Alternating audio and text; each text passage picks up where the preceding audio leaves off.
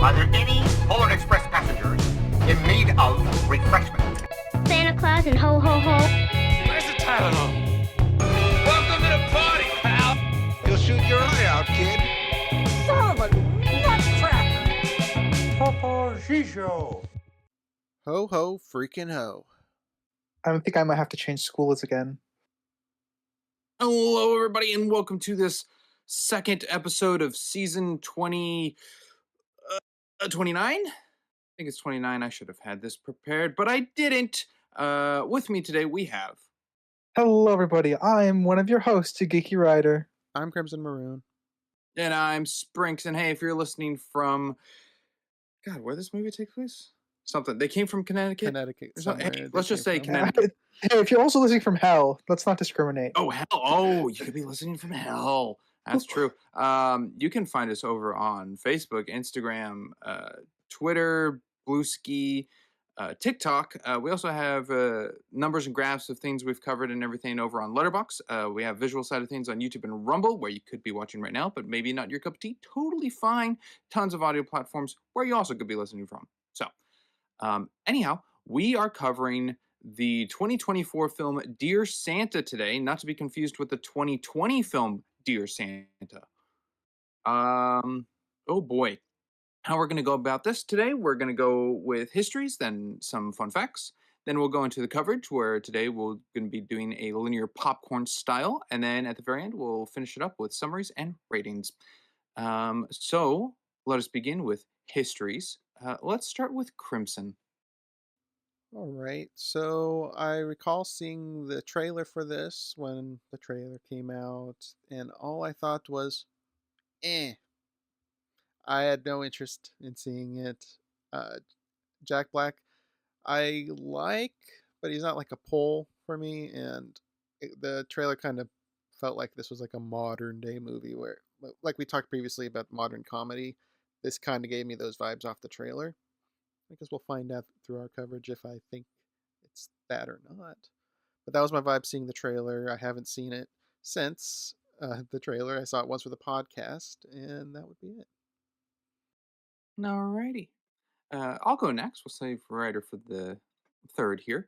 I saw this movie last year to add to my list of 2024 movies to try to range it up. And in the recap, again, unfortunately did not jot it down, but in the follow-up recap to our filmographies of the year, I believe I did state that I think Dear Santa was the worst movie I saw of last year, even worse than Madam Web. Does it still hold up? We'll see at the end when we get to summaries and ratings, but this is my second viewing of the film. And then we go to Ryder. Never seen or heard of it before outside of, I think, Sprinks' mention of it. I really like Jack Black as a personality, but I'm also not the kind of person who goes out of his way to watch Christmas movies typically, so didn't see it, didn't hear about it, first time watching it for the podcast. Alrighty. Well, with that, let's go into the facts I have here. Surprisingly, maybe to not really anyone, not that many facts I could find. Found them on the internet, so take them with a grain of salt, audience, how true or false they may be. The initial release date of Dear Santa was November 25th, 2024, and at the time of this coming out is roughly an exact year ago, I guess. It has a runtime of 1 hour and 47 minutes. From what I could find, which I'm not sure how true it is, I found that it had a budget of $3 million, which seems very low for a movie of modern day. I feel like Jack Black's pay would be more than that. I feel like it would too. So I don't think that's true, but it's the only number I could find. And its box office, I could not find at all. It has a rating of PG-13, and it's filed under the genre of comedy fantasy. And it is directed by Bobby Farrell, or Farley? Bobby Farley, I think, who has done work such as Me, Myself, and Irene, Osmosis Jones, The Three Stooges from 2012, the sequel to Dumb and Dumber of Dumb and Dumber 2, and also Dumb and Dumber 1, where he was uncredited as a director. Was this theatrically released Weird or that a he was streaming uncredited movie? as a director. I don't know. This feels like it would have been a streaming movie, but I feel like there could have been an audience for this movie if it was released at the right time. Yeah, I'm trying to think back to the trailer and if like a Netflix logo popped up or something, but I No, don't it's not a recall. Netflix movie or like exclusively on Hulu or anything. But I remember seeing trailers for it. So you don't really see trailers for something on only streamings. I don't know. I thought it had a theatrical, but I couldn't find anything on it. So, and then I only have 3 fun facts. First one, at the time of this film's release, it marked the 6th time Jack Black and Ben Stiller shared on-screen scenes. The previous collaborations included Orange County, MV, Tenacious D and the Pick of Destiny, Tropic Thunder, and Anchorman: The Legend of Ron Burgundy. Happy to see two comedic actors to reunite, I guess. Next one I have here is 5 stockings adorn the fireplace at the end of the movie instead of now the required 4. It is possible the reason for that is because there's a stocking made for Blitzen the cat. That's what I was gonna say because in my household we have stockings for the pets, so that Yeah, would make so sense. so do we in mine. Yeah. And I'll just say directly, this last fact I got off of IMDb, where people can write in and put in their own facts towards a movie. Just so I'm going to read this one for what is stated. The fact reads: This movie was originally titled Dear Santa. Let me restart. This movie was originally titled Dear Satan, but was changed to Dear Santa to make this a less controversial title and trick more people into watching this bad movie. I can buy it. Also, should it be called Uh, To Santa and not Dear Santa? I mean, yeah, Nah. and that checks out. People, I mean, people change the names of their movies all the time to try and help with marketing. So that, while their opinion is slipping through, I am totally fine with that being a sensible choice that they made. I think one of the obvious ones being Live, Die, Repeat, right? Yeah, Oh Live, Die, yeah. Repeat, and then there's Dead Reckoning got separated from Dead Reckoning Part Two was changed to Final Reckoning or something like that. And Medieval Dead changed to Army of Darkness. Yeah. Anywho, do either of you two have any additional facts to add in? Not really. Not really, no. Sweet. With that, then, we will go to our coverage of linear popcorn. However, before we even begin that, I have an overarching question I'd like to ask you two, Sure because I thing. think it would just be a nice little beginning taste. Being that this film is listed as a comedy, I'd like to ask what to you was the funniest thing in this film? Ryder can answer first. I'm scrolling because I wrote down. There was a point where I thought that was kind of got to me, but I'm trying to find it.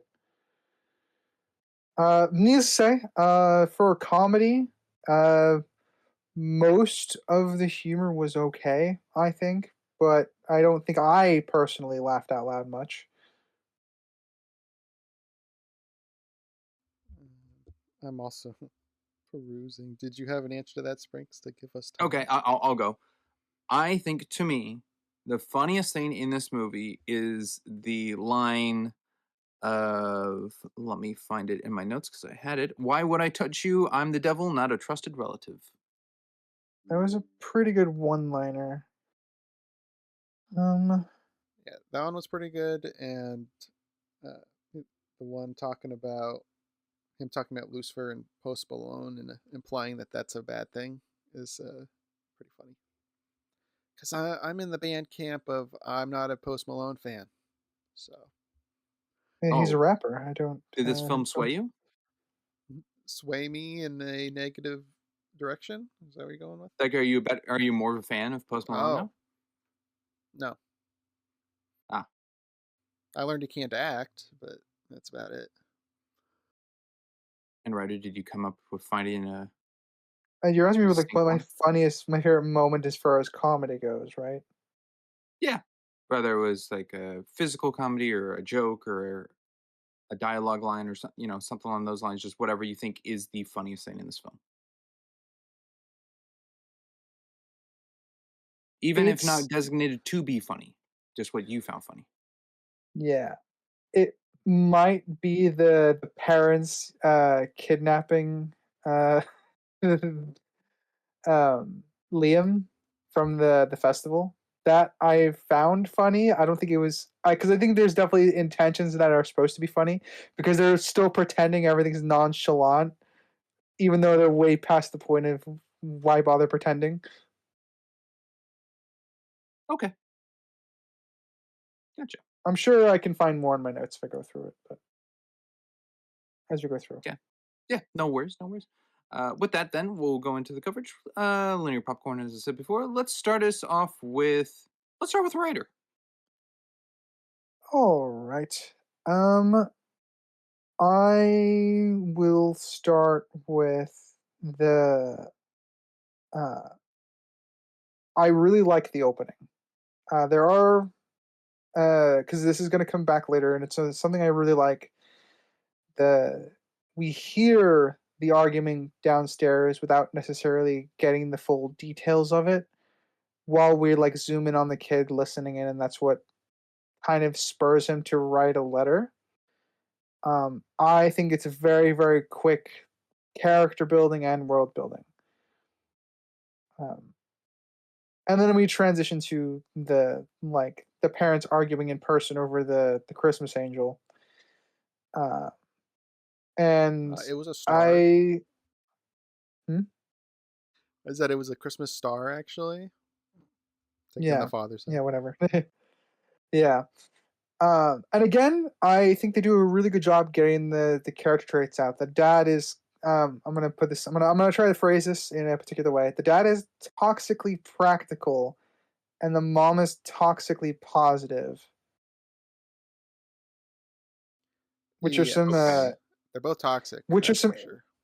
yeah, they're both toxic. But I like that as character traits because this film gives you that immediately. Yeah, I think they do a good job. Front loading sounds a bit extreme, but I'm going to use it anyways. Uh, with all of it, you get a good understanding of the dynamics of the family already, and they all haven't even interacted with each other yet. So I think they did Yeah. good with that. Yes, really sells the character trait of the character of what they're portraying. Mhm. So You get a good sense of who everyone is really quickly, and I think that is something worth noting because it does a good job of at least grounding us in who these characters are for the time being. yes, I believe it was you, Crimson, who brought this up when we covered Glass Onion. But the mom makes a reference to social distancing at the beginning, the conversation with Liam. Did you take that as like a modern day setting kind of Yes. approach Yes change? and Okay. yes. Yes, I did bring it up in Glass Onion, and yes, I don't like it here. I think it unnecessarily dates a film when you don't need to. It, I don't know. Like someone watching this 40 years from now will watch it and be like, "What's that for?" I don't get it. It's unnecessary for just a little moment in time. Of course, there's places where you can have relevant stuff brought up, but at least personally, it bugs me in this. Like the War of 1812. Yeah, that's pretty relevant. Okay. Yeah, I mean that's fair. I don't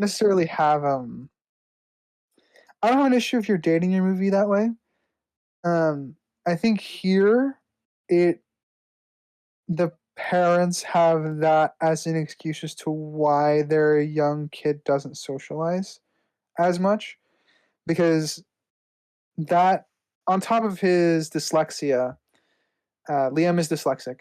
Um, he has the social distancing thing that he went through, which would make it very hard for a child to almost learn how to socialize during those formative years of their life. That's one of the things that uh, we've had to talk a lot about, in like at least at the university level for mental health and um, the psychology of children who grew up in that era, because they're missing out on formative years of social development when they had to enforce social distancing due to COVID.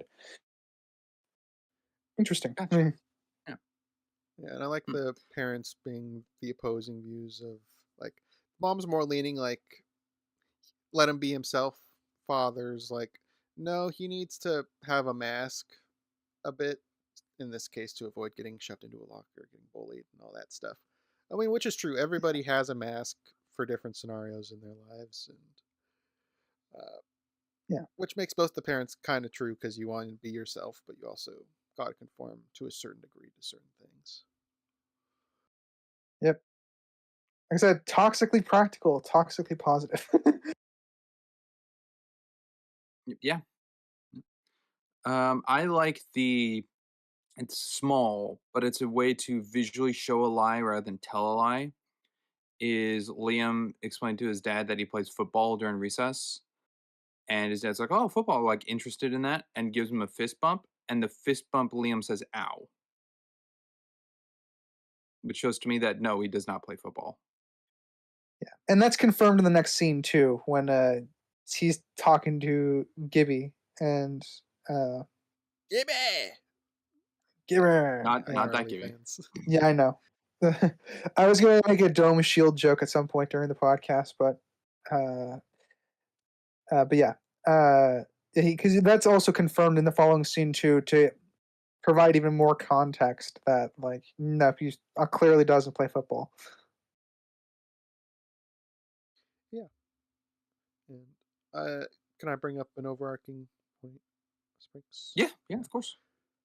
Is it too much that the parents don't acknowledge how loud they are in the house? Because I feel like it's to Um, the point of almost absurdity, like like talking about the Santa thing in the bedroom when they're across the hall. I feel like one of them should at least be aware that they're audible. Like it defeats the whole purpose of the conversation. I being an overarching question, I think it's fine and reasonable for them to be yelling at each other and loud, even though it's to aid the plot of Liam being able to hear, which affects his course of action. But the parents, after months, don't exactly know how long. They just said like 3 months. Liam's been at the new school for 3 months, so that's at least some time. But I don't know how far the move has been. That neither one of the parents is healed of Spencer, and it isn't till their only living child then leaves or is missing for them to bring up their actual lost dead child to reconcile and fix, which is the null and void of the third wish. To go for it to build up to that, I do think it's an attempt at believability that they're still maintaining their marriage for Liam and continuing the family life and not being fully lovey-dovey with one another because of the pain they both have. But even for you bringing it up, it does feel, uh, as we've said on the podcast before, a bit weak sauce into the characters of the parents, So I guess and a that's where I have it. follow up to clarify that because I'll clarify my stance a bit more. Is which part of it is the weak sauce? Is it that they argue so much? Is it that they're still so loud? What's the weak sauce part of it? And weak sauce to me is the demonstration of showing the parents in scenes is that characteristic. Okay. Like that is their character to the audience. All right, so there's not a lot of nuance or variety, I guess, to their Yeah. arguments. Okay. Yeah, mine is I'm fine with them doing the yelling, arguing stuff. It's more that neither of them acknowledge the impact it has on Liam because of the proximity. Like if one of them's like, "Shh, keep it down. He could probably hear us." Yeah, that line, I don't know which one would probably say that, but I feel like one of them would acknowledge that. That's something I feel is absent and would strengthen these scenes because they're still thinking of Liam while they're arguing to each other. Because a lot of the arguments are revolving around Liam as well. Yeah. I think the only time that I would want to drop something like that in is actually after this opening scene here, where Liam, tries to help calm the situation because he wrote a letter and then he leaves. I think once Liam leaves the scene and it's just the two of them again, they can then acknowledge that what's going on. So they're not acknowledging it mid argument because they're too engrossed in the argument. But having it be acknowledged afterwards, I think would be fine. At least that's where I'm standing on it. Um, because the variety of arguments are, as we're going to call it, is not very big, but that's because they're spending time arguing about what's not important. They're always arguing around the central point, which is that one of their kids is dead. I think that's my bit on that. I don't think they argue too much, or I don't think they argue too little. I think it makes sense for what the point of the story is trying to get at. Um, and whether that I wouldn't mind them acknowledging that, oh, keep it down, and they can probably hear Liam could probably hear us. I wouldn't mind if they acknowledge it, but I don't necessarily have a problem uh that they don't. All right. Okay. But you have a nitpick. I'm kidding. We now have Haha. a ladder of sorts for these things. Yes, a damaged ladder, which is now out. Actually, it was out Yes. a couple weeks ago, but Yeah.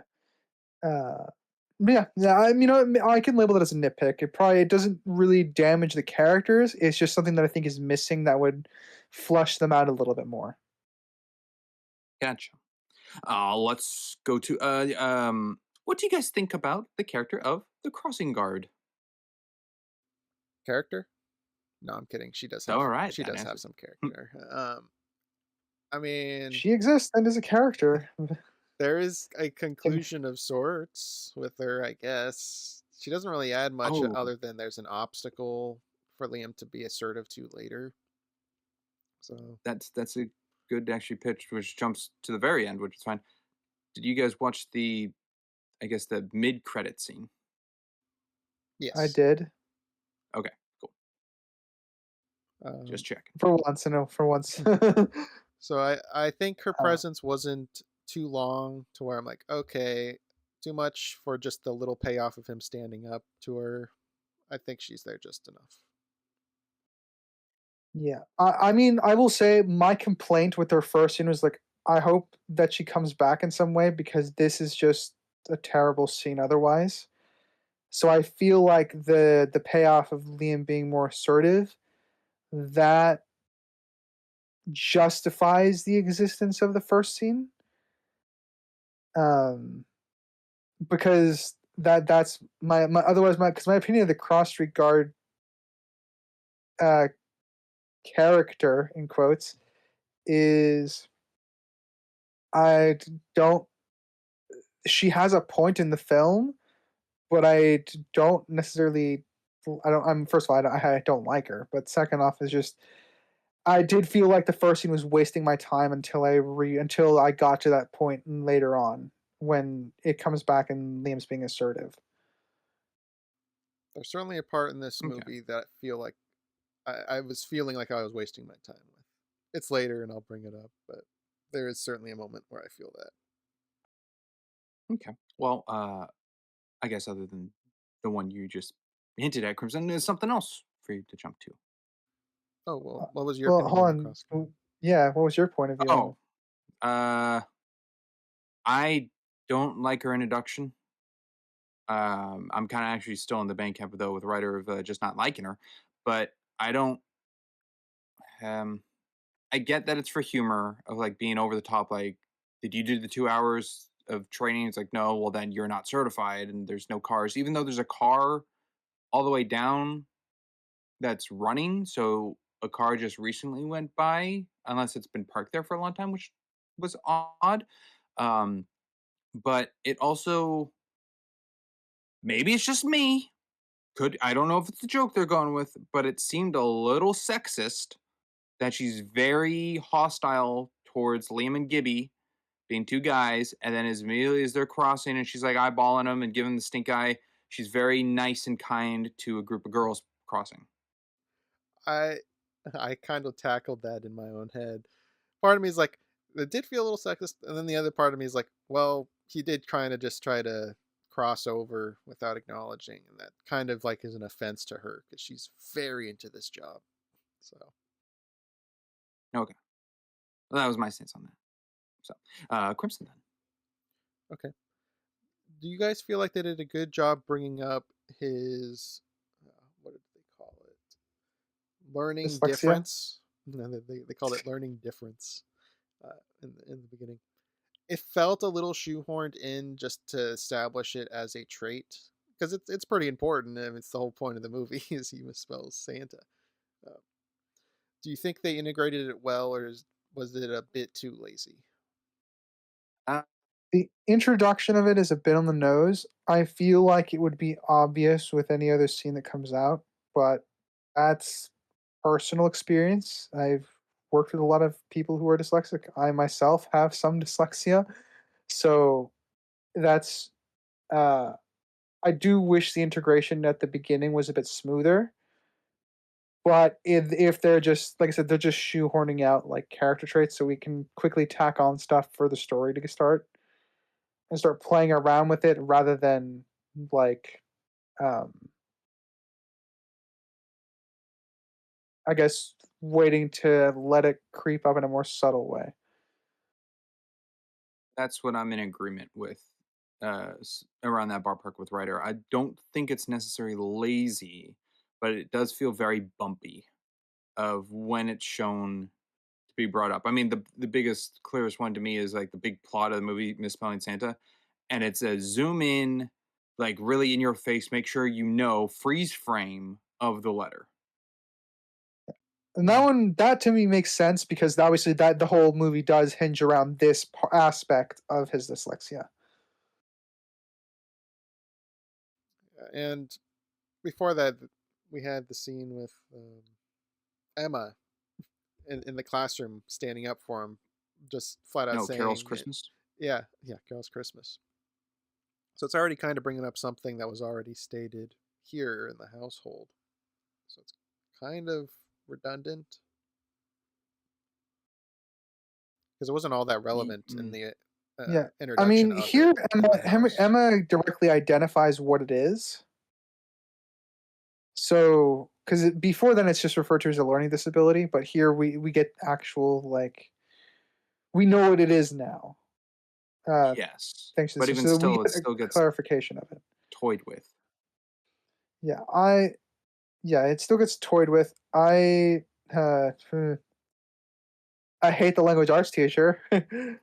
Well, I since we're going to that point, I guess the I don't understand how the teacher doesn't know about the disability and the students do.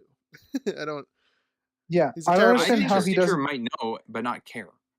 Yeah, and see that's an issue, right? Is that this is unfortunately a product of its time. So we actually have a systems in place now for kids with learning disabilities. So like there would be a TA working with Liam in a corner of the room. Yes, and this Liam's been in this school 3 months at least, so I guess he joined in October. If it's going into December or December now, so he's been around this teacher for a while. It's not like a get to learn the kid now.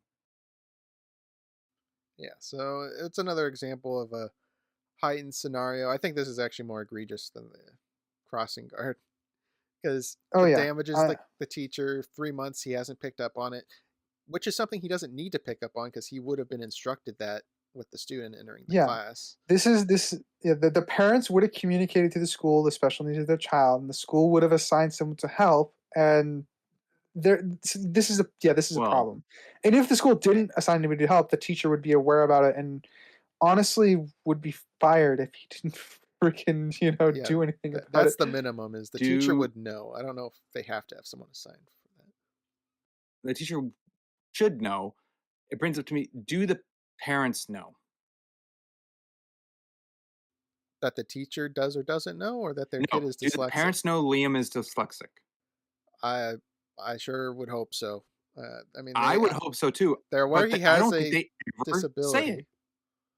Well, they don't flat out say the word, but we know they know something, and it'd be weird to Well, assume true, but also they with don't know what it how the is. dad is, I don't know if he's like thinks it's something else. I don't have enough information to go that they don't know specifics. I know they know something, so I'm willing to pitch in that they know all of that. So we know they know something. I think that's enough to assume that they would have tried to figure that out at any point before then, because they clearly do love Liam.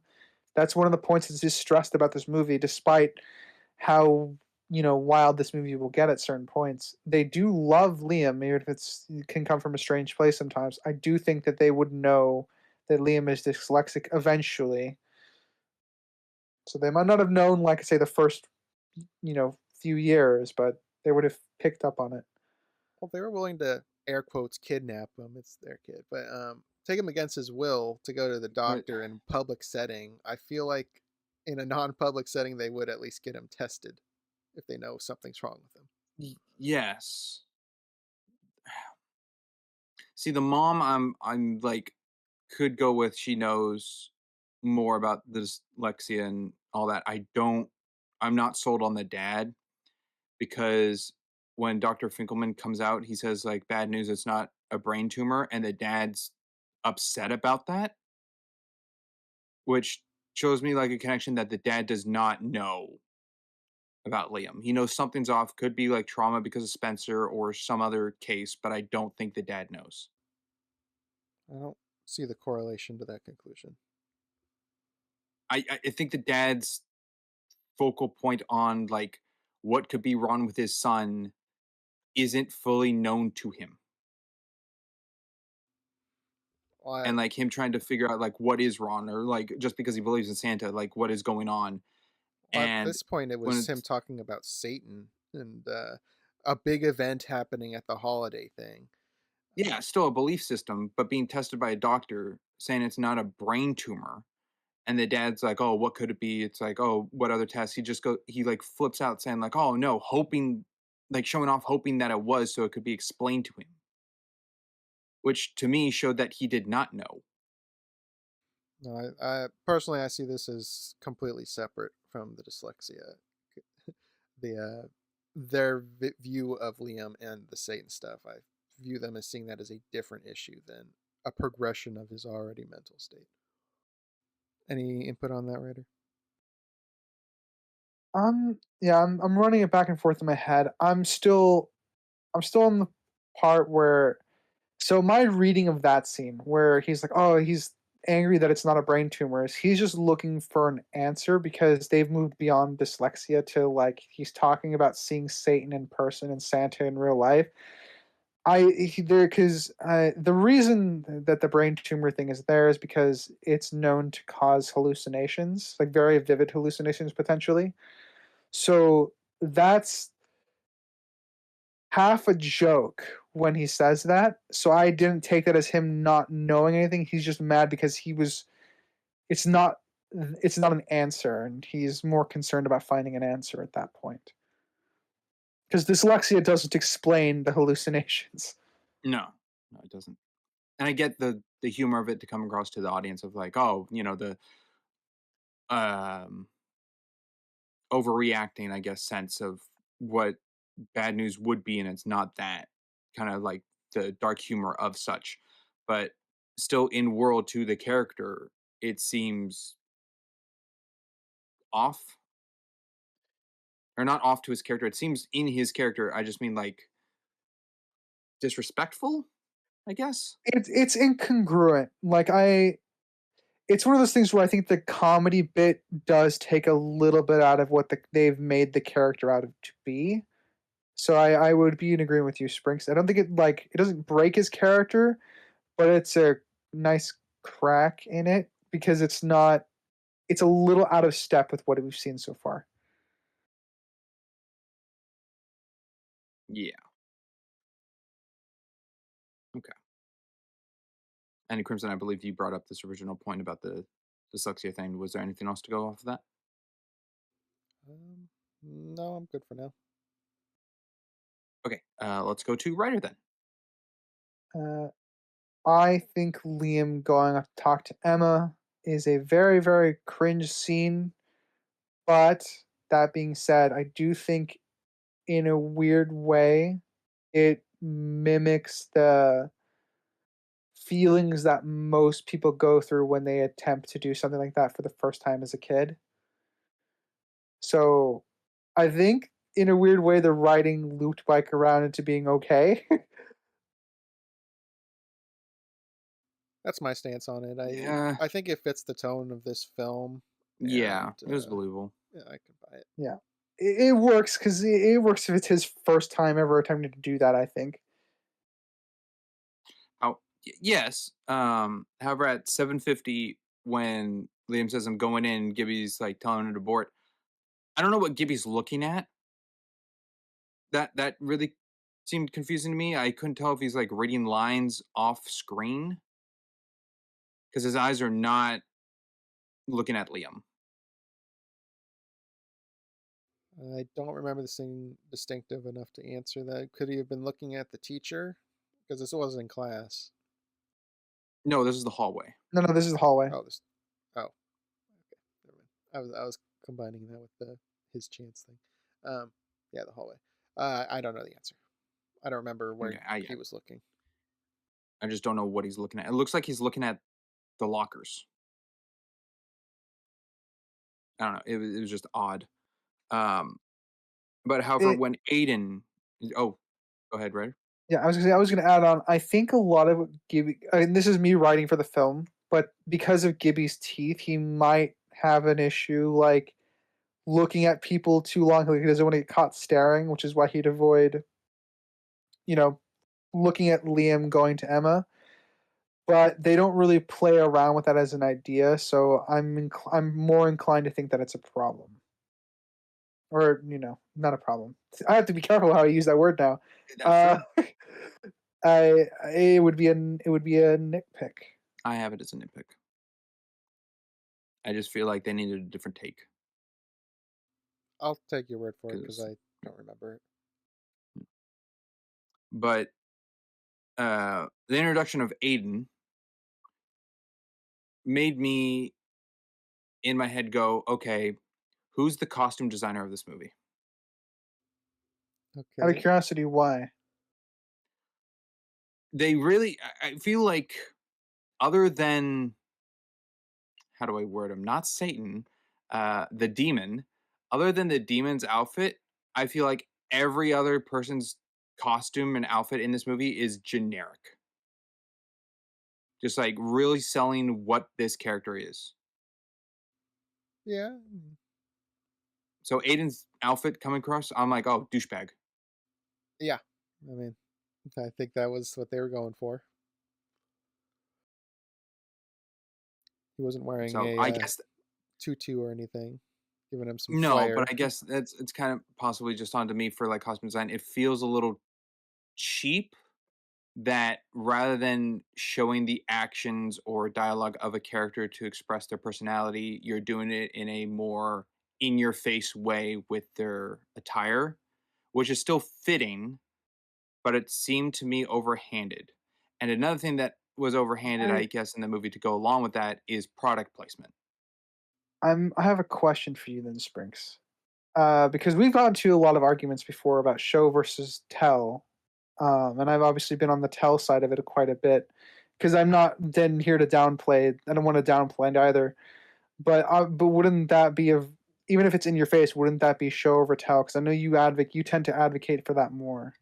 It would be, and it's fine for me to do a small amount of it if they're expressing a character who's very sidelined, like if it's just Aiden kind of thing. Then it's like that's just Aiden. He's not going to get a lot of screen time. That's just like what he is. Looks that way.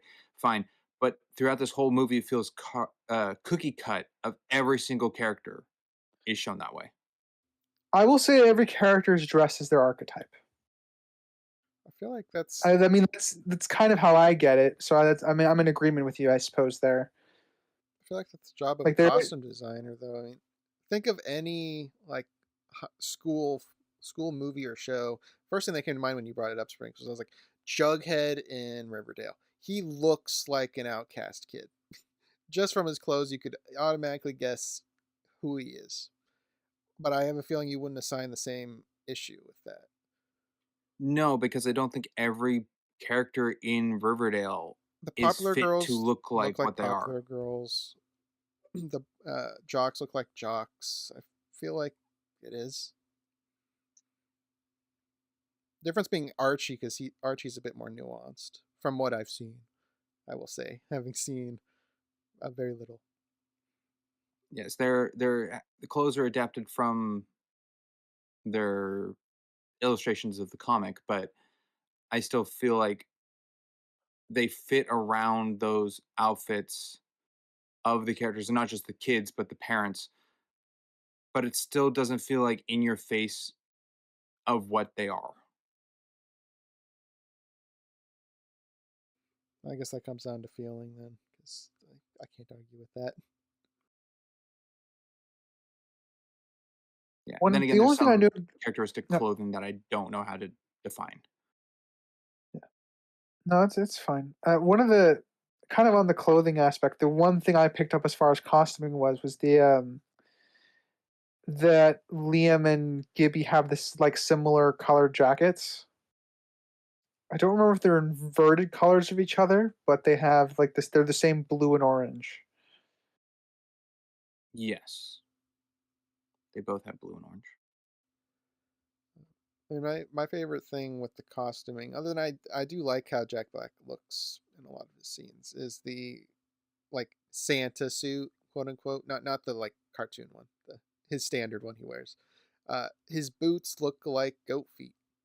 I thought that was pretty nice detail. It wasn't overtly looking like goat feet, but you can tell that's what they were going for with it. Yeah.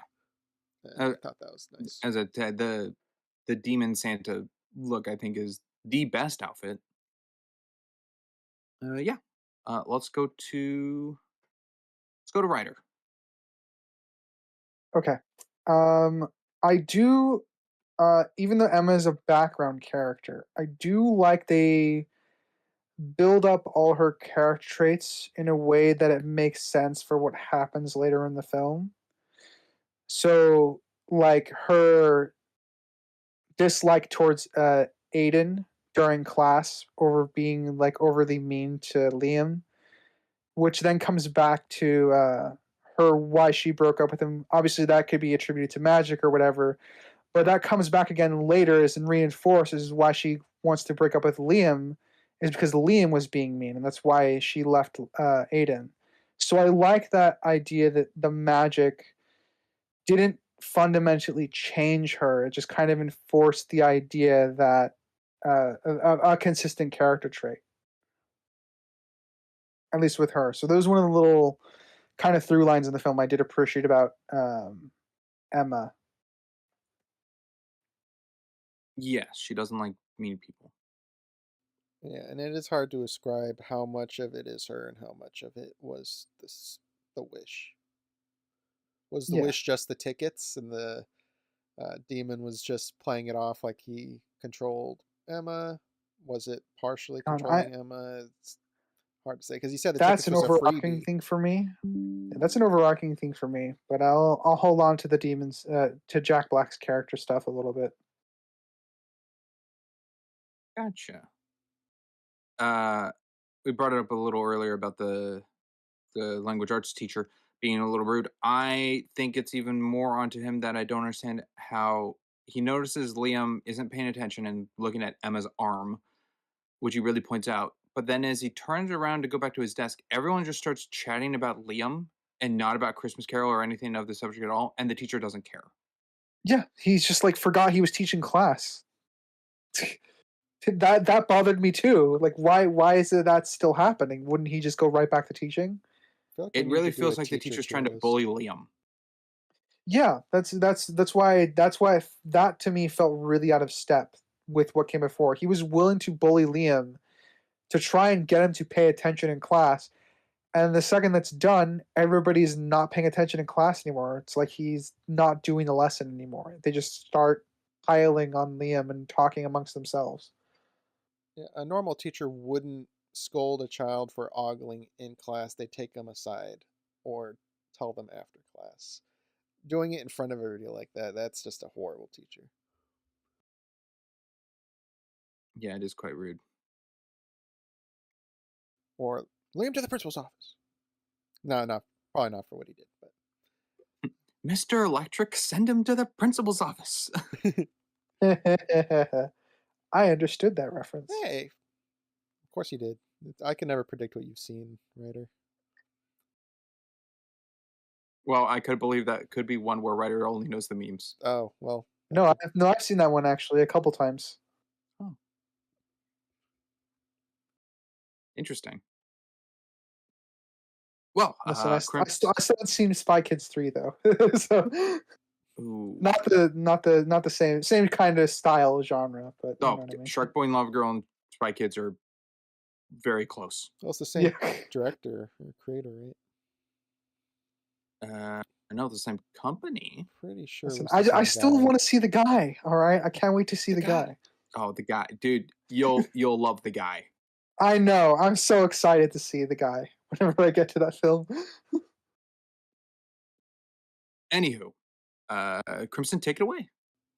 All right, I'll bring up a flaw that I have, and that lovely. is with Aiden. I know we're going back to Aiden, but it's really around Liam's involvement with Aiden. I don't know why he didn't know about him. He's been here for 3 months. He's had a crush on Emma, and from what it seems like, they've been together for at least a little bit. It wasn't like the first day they started dating, so it did seem weird that he was surprised. Oh, she's got a boyfriend. It felt Yeah, incongruent with what's presented. I agree. I wrote that down too, especially since they specify he's been there for a few months. I think Liam would have noticed that Emma has a That his boyfriend, crush or has at a least the boyfriend. guy who hangs around her all the time. Yeah. Yes. I'll dock that as an issue. Just a little flaw. Little flaw. Was flaw on our list? Flaw that was on the damage second. ladder? Yeah. Yeah. It was problem, flaw, issue, nitpick. It's the Gotcha. final. Yeah, I'm probably gonna label that an issue for sure. Feels like a plot related one. Yeah. It is. Yeah.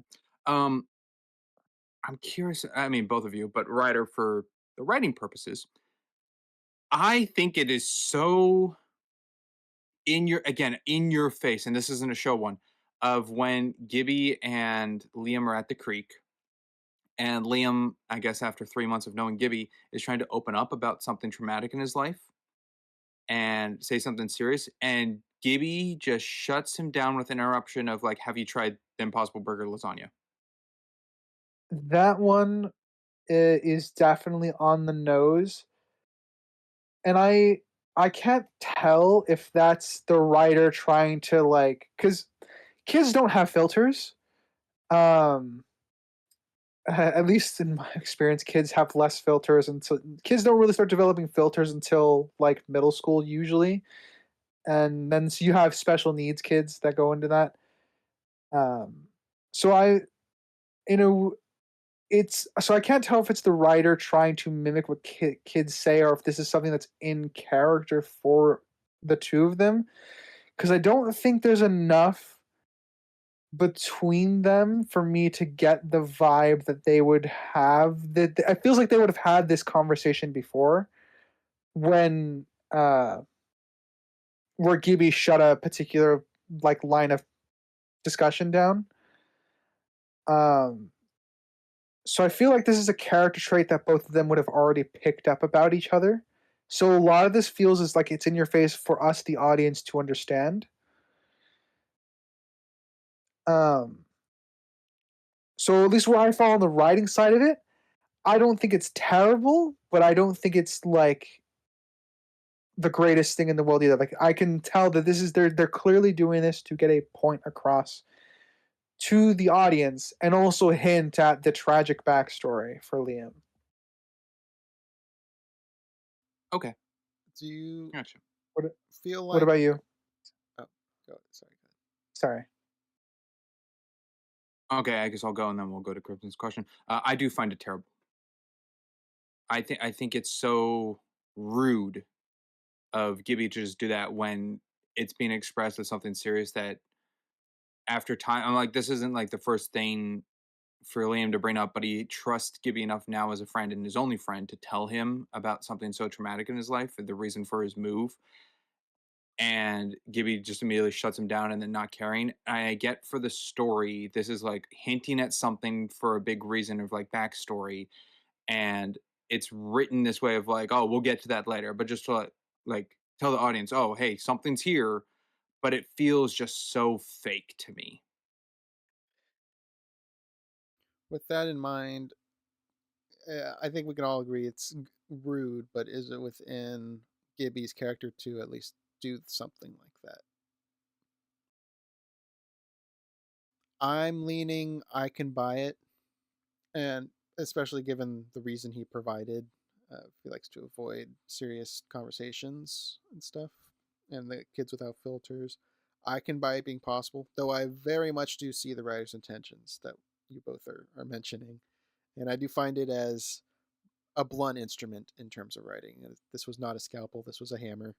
No, this, yeah, I agree with that. I don't know if it's fully in his character because they have FaceTime or Zoom meetings where they talk about serious things and Gibby doesn't just like say he can't talk about it. Like they have a conversation.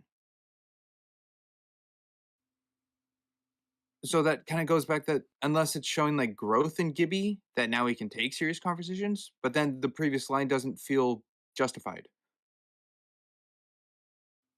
Well, Are there any equivalent level serious conversations that happen over the iPad? just the I think accusation, talking I about, feel, of I him think going bringing in up on that the second wish was for his teeth. that's more of him defending his Okay. position, though, than him avoiding a conversation. Yeah. I don't know if there's an equivalent. I can find some approximations. Yeah, so I guess I can buy it's within Gibby's character, but the only reason I buy it is because we haven't spent enough time with the character to know what like for certain whether this is something he would do or whether it's something he wouldn't do. So if this scene, let's say, happened later in the film, I would probably be more inclined to say it's out of character. But Okay. I think I'm still middling on it. Because again, it's a hammer. I get why it's being done. I just wish it was smoother. Oh, I wish this whole film was smoother. Seems like you're hinting towards something. I don't think it's a smooth film. Yeah, I think the pacing of this movie is very clanky. But with that, let's go to writer. All right. I do like the gesture that the reason Liam wrote the letter is to kind of make his mom happy. And uh, I'm a little annoyed that his mom, who would know that he has a learning disability, wouldn't. I mean, I guess that ties into a lot of world building with other like Christmas movies that have gone into is whether Santa's real or not. Um, I'm a little. annoyed that she wasn't just kind of hovering over the letter. Because if she's so happy about this, I feel like she would make sure that he spells Santa right. You know, I'm not. Again, it's not out of character. It's just it feels incongruent with other things that we've been told or have seen of her. It's hard to say for me. I can see her letting him do his own thing, but I can also see her hovering over him to see like what's on his list or just helping Yeah, him put it in the like I said, box. I can kind of see it that's on kind of both where ways.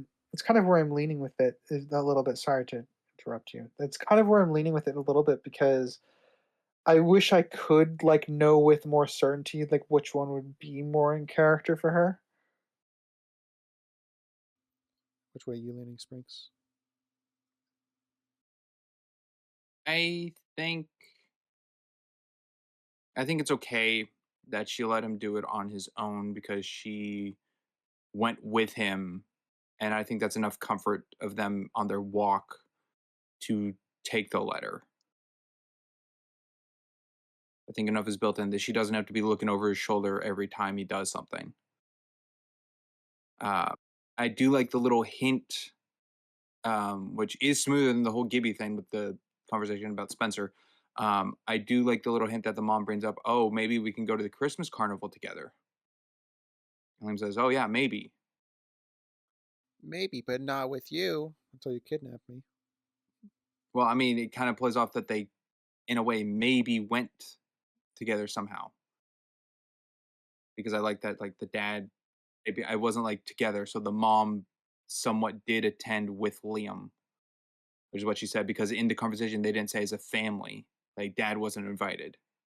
It was just the two of them to go. Maybe I don't remember that very well. No, it just I can buy it. to me it helps a Then little later when she does go kidnap him. He just goes, "Mom," and it's like, oh, well, that makes it believable if she said previously she wanted to go with him and she's here looking for him. So, okay. Do you think the running joke of both the demon, I call him demon, I mean he's not Satan, of the demon and Liam both being confused on what the letter was to and meant went on for too long? Okay, I thought you were going a different direction. Yes, I do think it went a bit too long. that would be the same. That would be my same. That would be my overall criticism for a lot of the comedy of this film. I think it goes on a little too long, and I would say yes. I think their confusion for the letter goes on a little bit too long. All right, we all agree. Um, the letter itself, we see it gets plucked out of the mailbox and sent to hell and lands at the feet of. I'm just going to call him Satan, and Lucifer is the actual devil. That's what I'm going to do for my titling. So, um, and it lands at the feet of the devil or Satan. I already screwed up my words. Satan. You already flubbed up. Satan. Wow. Feet of Satan, not at the feet of Lucifer. And I don't know why. I think that could just be like where the mail delivery goes. At And his feet. The maybe mail, he's the mail He's just delivery sitting demon over until there. he gets his horns. yeah. I don't know. I feel like that needed a bit more of an explanation. Just he's where the mail goes to, because we don't have any proof that he's the demon mailman. We don't. No. We just have that he saw it first. I find it odd that he brings up like, oh, and he only skimmed the letter. But he's just as confused that Liam asked for Satan and not Santa until later, which is the running joke. But we see that when he's in hell, he just looks like a satyr, like a demon situation. I don't know why when he goes to the surface, then not knowing he's not supposed to be Santa, to be dressed in that red look. Well, I'm kind of surprised you're believing him here. He's well established to be a liar, and I think him being dressed up as a Santa lookalike kind of goes with the point that he does understand it. He's just trying to confuse Liam. Okay, then that to me Because with weakens the joke. Lucifer, he has the whole talk that he was trying to get Liam's soul the whole time. So it makes sense to me. He read the letter, told Lucifer, "Hey, I got this plan to get this kid's soul. Let me go do this thing." Or maybe, well, he did it without permission, but that's probably the headspace he went with. And I don't know if it weakens it because once you have context later, then it just contextualizes it. But in the moment, the audience doesn't know his allegiances yet or points.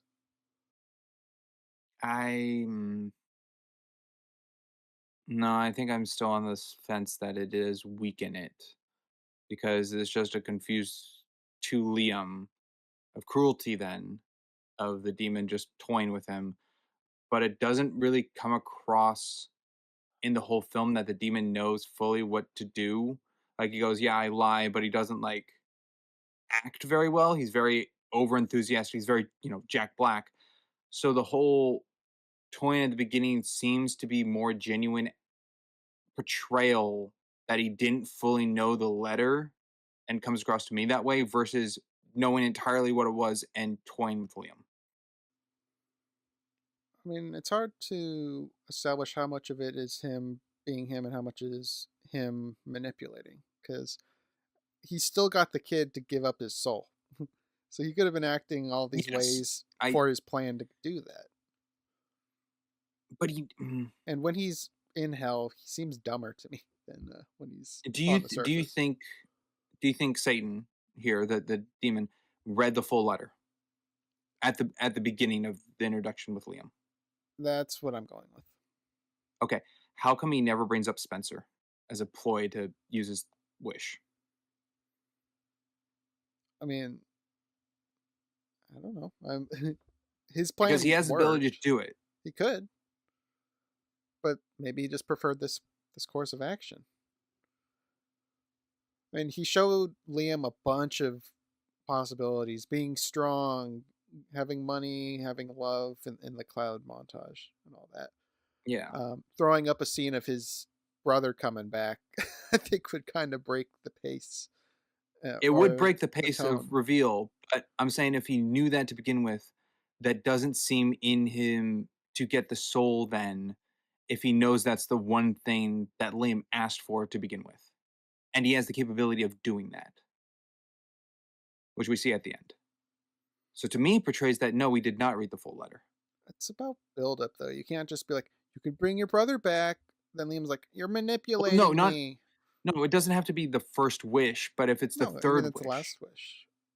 Yeah, because Liam's very big on, I'm not using my third wish. You won't get my soul. And he uses that as a ploy, but he never does. Which is the big reveal of the whole movie when he goes, oh, what you wished for in your letter, I gave to you. But by that time, he then answers he was, taking a shit and he needed something to read. So he finished the letter. Yeah. I mean, Satan's been doing this for centuries, as he said, with Lucifer, and he's still not a full-on demon yet. He's still a Demogorgon. No. So he's got to be a sucky demon or Demogorgon. He must suck. So I'm not too surprised if he didn't use everything at his disposal. I can tell writers taking in all this information, pulling it around to. I am. I'm not sure where I fall on it because listening to you guys have your back and forth, and I'm rolling over my head like you're both making valid points, and you unironically I'm landing in the middle again, but because in order for Satan to be stuck in his position, he either needs to be really ineffective or he needs to be unnecessarily kind, which kind of feeds into how his character ends up. And then on your end, Springs, where he hadn't read the letter yet at the beginning, that works better with the story that he hasn't. But it's still weird that he wouldn't use everything at his disposal, especially like at the Christmas party when he's made his second wish and they're all about to. Probably he could have gone to the hot dog stand like that. That would have been the opportune time for him to suggest it. but again, doesn't really come up. Yeah. And To me, that just plays that he hasn't finished the letter. I also like to point out that there is no timetable for him. He could literally be following Liam for a decade and just pestering him. That's very Hey, true. third wish, Liam, come on, give it to me. There's Yeah, no I feel like it's timetable. very much the genie thing. Since you never use the third wish, it's still like your possession of the genie or demon. Yeah, he'd still be following because the contract's still active. Yeah. Technically. So I think the lack of a timetable kind of allows the lack of urgency of using the brother. I would imagine a demon would want the contract done as quick as possible, regardless. Again, that might tie into why Jack Black is having fun. Satan is having fun. And ultimately he is too nice of a demon, which is why he gets fired at the end. So there is a degree of like that aspect too, where he might not want to manipulate him in that way. Who knew Satan was so complex of a character? It's Satine, actually. Nah, could go with Satine, the demon. Okay, with the whole line aspect, then, Crimson, do you think his don't know if it's a lie, his statement of every time a adult man sharts, a demon gets its horns is real or not? I don't think so. I think that's him joking because he's a Okay. jokester, Yeah. and he And likes we- references too. So he threw that out there as a reference, I would imagine as well. Yeah. In the scenario where he is lying and manipulating, and let's say he's read the letter, is that not out of character then when he turns out to be, when the film starts actually at the end, like it turns out he was the reason he's getting fired is because he was too kind at what he's doing? So would that make him out of character then for you, Crimson? I mean, Or is it the journey that he goes on in this film that makes him kind? I'm sure he's gotten more kind through the film, but at the end of the day, he is still a demogorgon. He's a demon. He's in hell. Um, so I do think his intentions were to get his soul. I just don't think he had the full heart into it, like others probably would have. Because obviously by the end he doesn't. He gives up. He's turned over a new leaf. Okay. Okay. With that, let's go to Crimson. Lovely. I'll just talk about his entrance through the closet. I liked it. It looked cool. The glowing eyes. Just the dark red outfit. We already touched on his outfit looking good, but I think that was a good entrance visually. Maybe what's being said isn't the best, but visually, I think it was a pretty good entrance. I think Liam's reaction's a little lacking of a stranger coming out of his closet, but other than that, it's okay. Mom, Dad, there's a man in my closet. No, No, it's Santa. it's Don't tell Santa your Claus. parents. More Don't reasonable tell your reaction. Glowing Wait, eyes yeah, and wait for him to horns. leave and then go tell your parents. Yeah. Funny enough, my first thought on the costume of the demon was like, oh, it looks like Flip's costume from like Dreamland or whatever. Slumberland. This movie did Slumberland. give a little bit of Slumberland feel. I can see that. Yeah. At least that's what the kind of reddish suit gave me vibes of. At least Flip's costume in that. And the It's not horns 1-to-1, but this color scheme, I guess.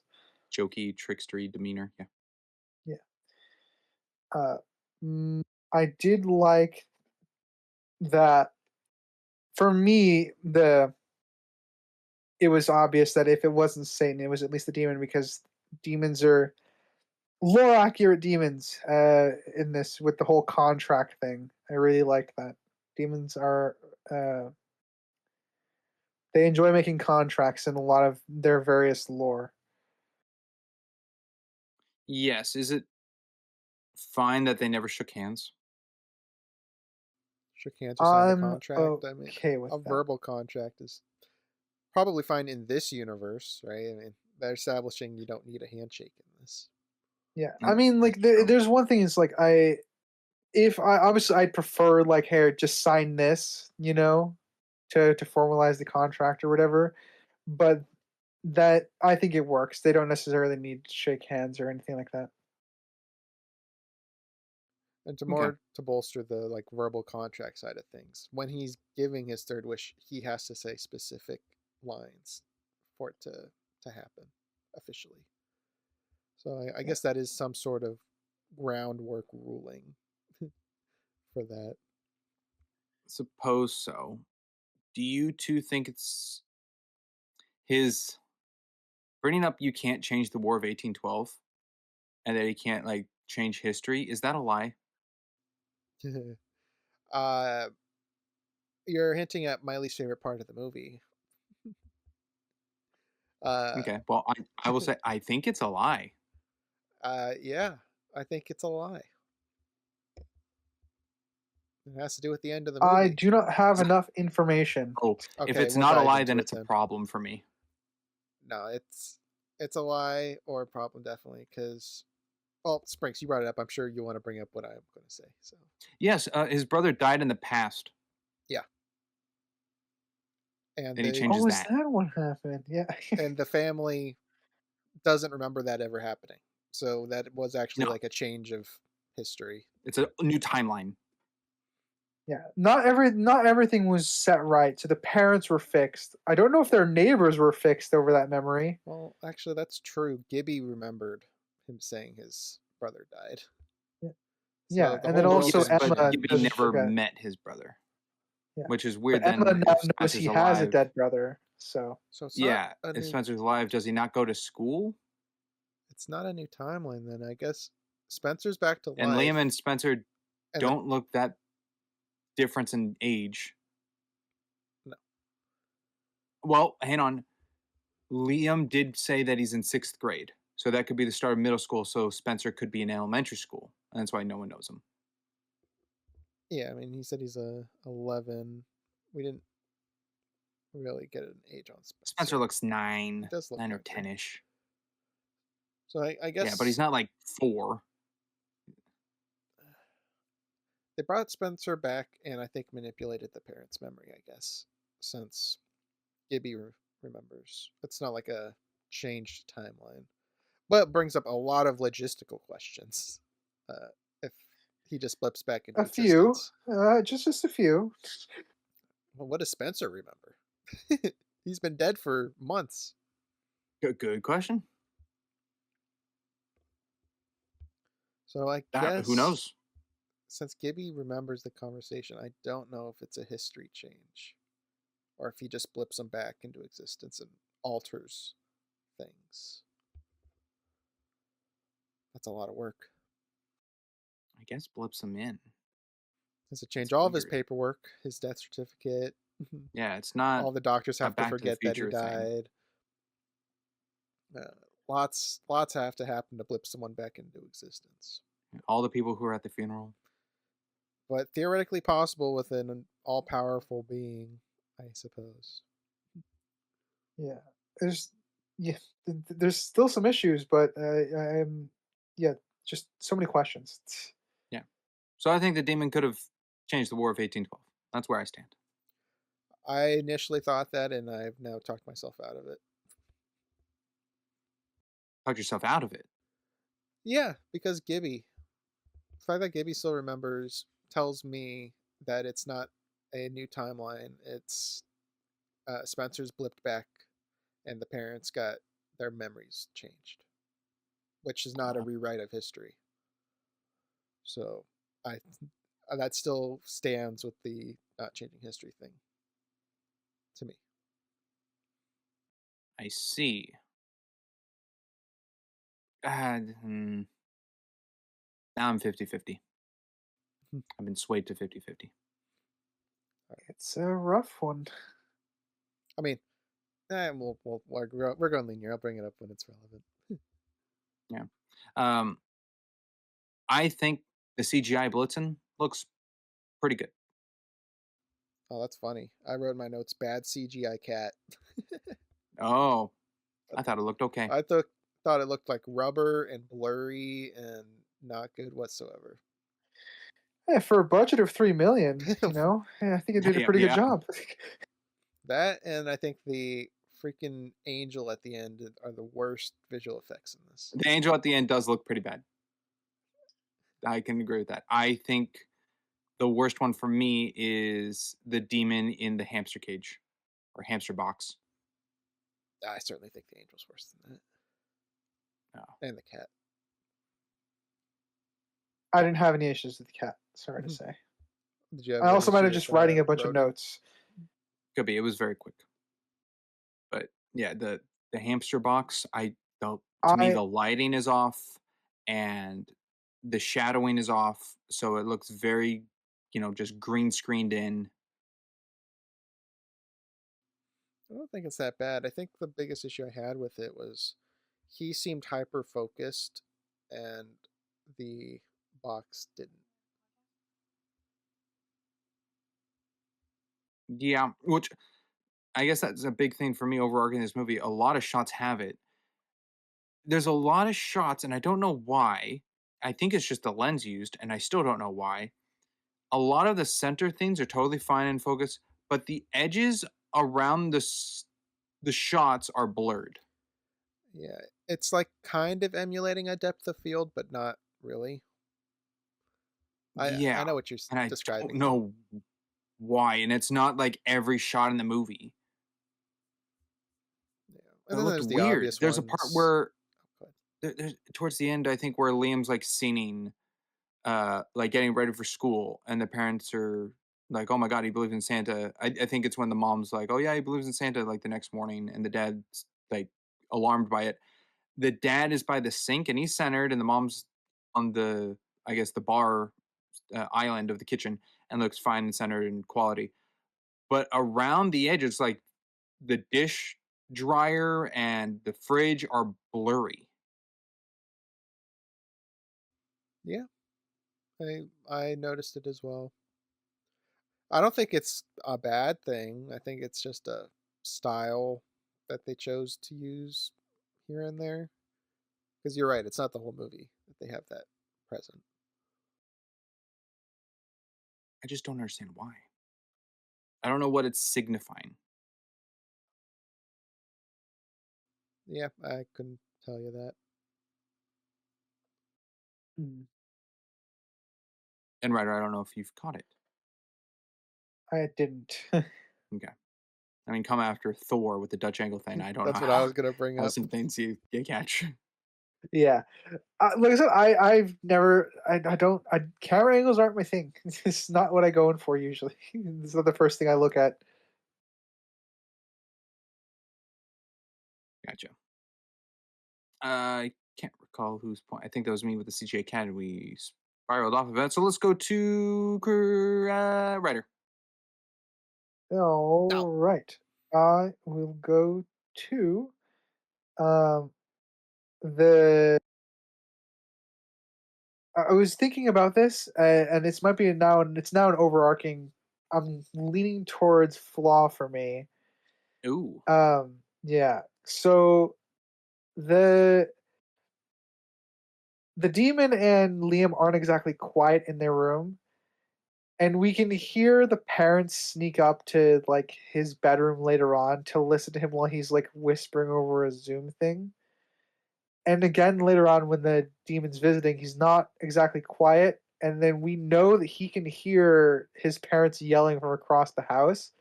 I don't think they're consistent with just how much the sound works in the house. Yes, I guess I can follow with that. The only thing I could think of is maybe in that scene that Satan was in Liam's head or can only be seen and heard by Liam, but that's good faith because I don't think they represent that anywhere in the movie. Yeah, every time that Satan is there, other people can see him. Yeah, even the bench in the park, which is a spot you would think he would just be visible to Liam, he's visible to Gibby. So I can label that as a Nick for me. Yeah, yeah, I could put that as a Nick. And that's my point. All right, well then let's go to Crimson.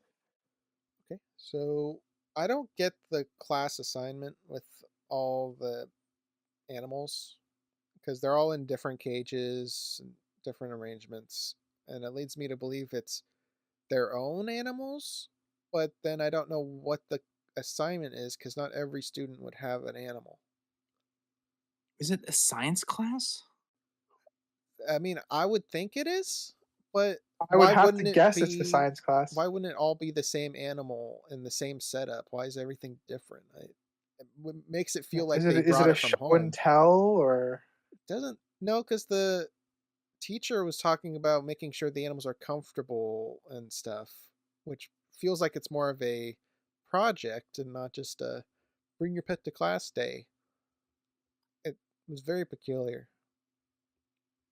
And he had to be in a box because they had to make sure no one could see a little man in the box while every other enclosure was visible through plastic or a cage. So I guess that's my complaint. I don't get the whole class. I don't know what's happening. Don't know either. Everyone has a different animal. The teacher's just walking around, just like checking in, but what is there to check? Like none of the students are writing anything down. Yeah. Yeah, it could be an elective where they just are being taught how to raise pets, which is cool. But Never heard I of that. don't know at ne- Yeah, exactly never like heard of that either. that would need to be specified. Yeah. Yeah.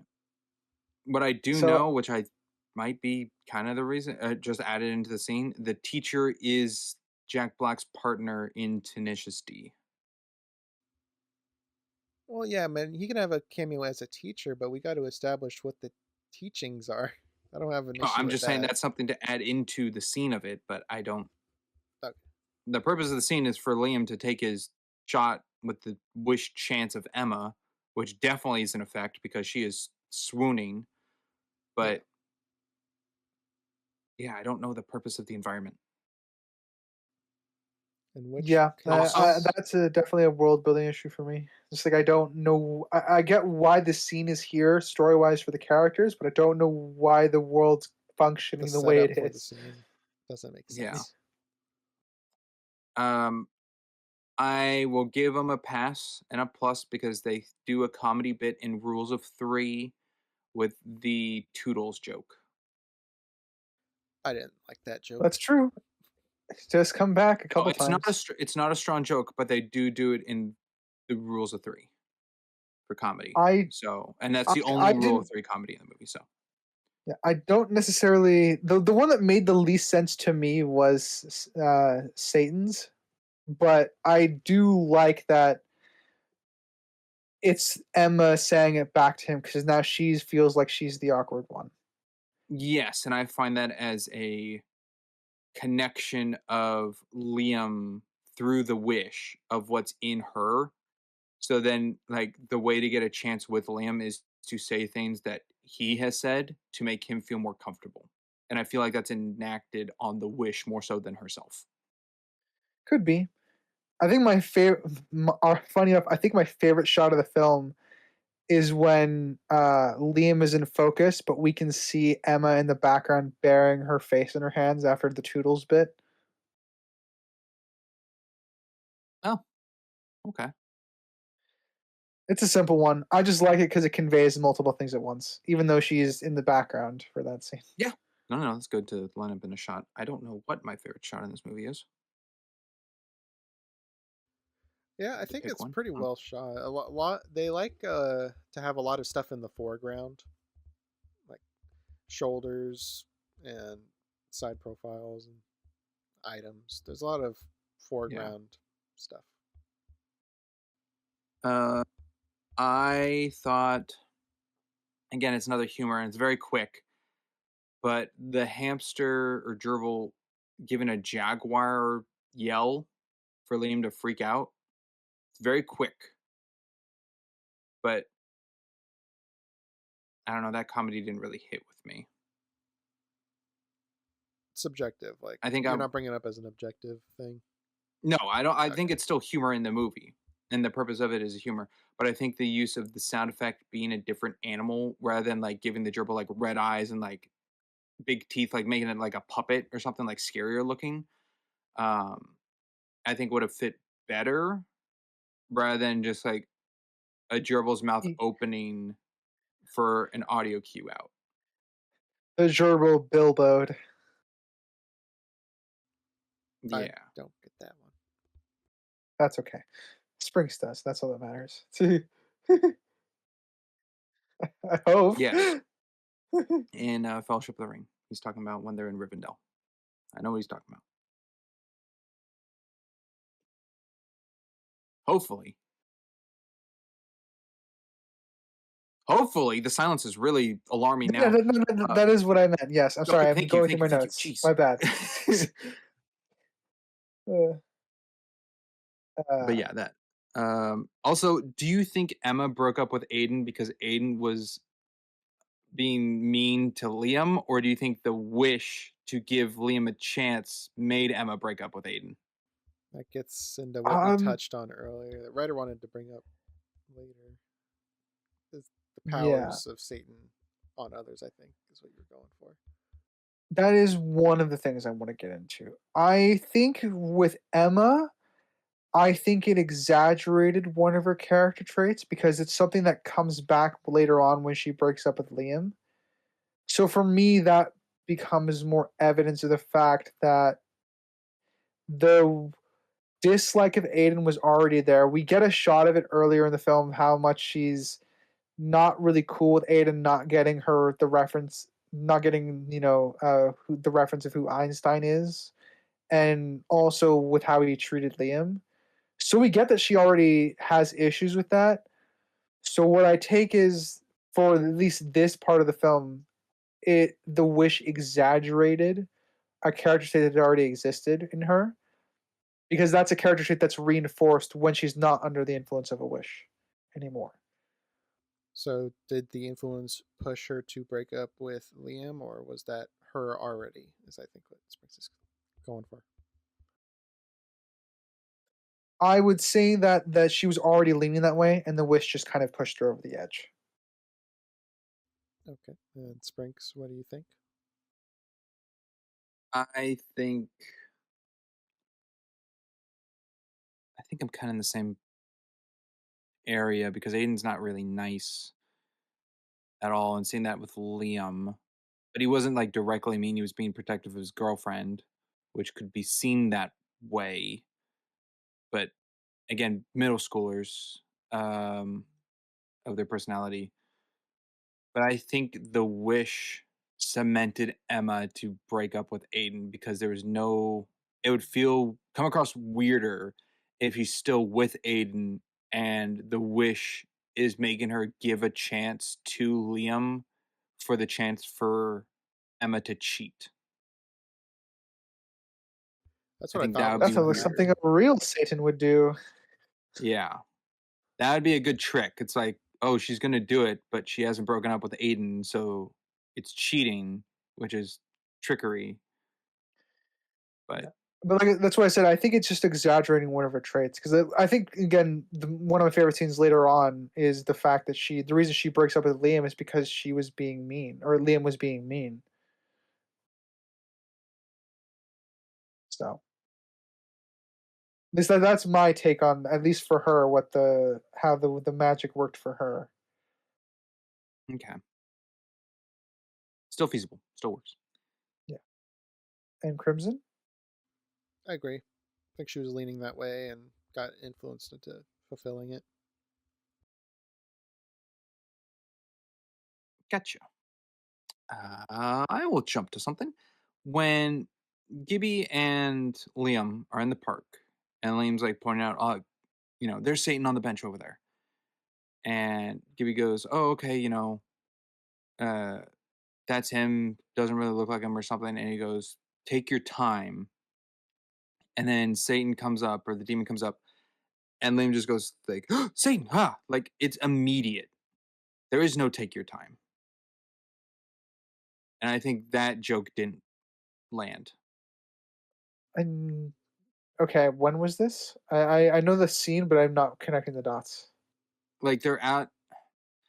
I didn't write down the whole line, but they're Yeah, outside looking at the bench, and Gibby like can't okay. see Satan. And I went, oh, can Liam only see him?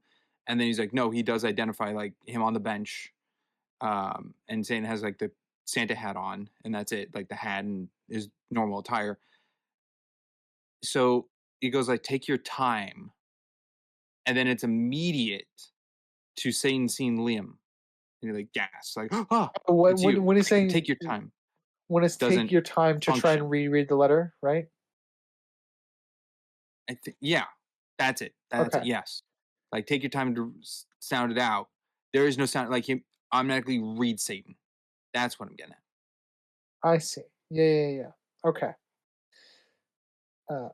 because I was confused about connecting the dots. Now I understand. Yeah. So he was rereading the letter. Yeah, I agree. That was pretty instantaneous. And I guess because Liam reads it, says to Santa, gives it to Gibby. Gibby reads it, says it's Satan, and then tells Liam to take his time and reread it. He already read it once right in front of him, so I don't really have too much of an issue with him doing it again, even if it feels quick, because it is his second time in that span of time to look at it.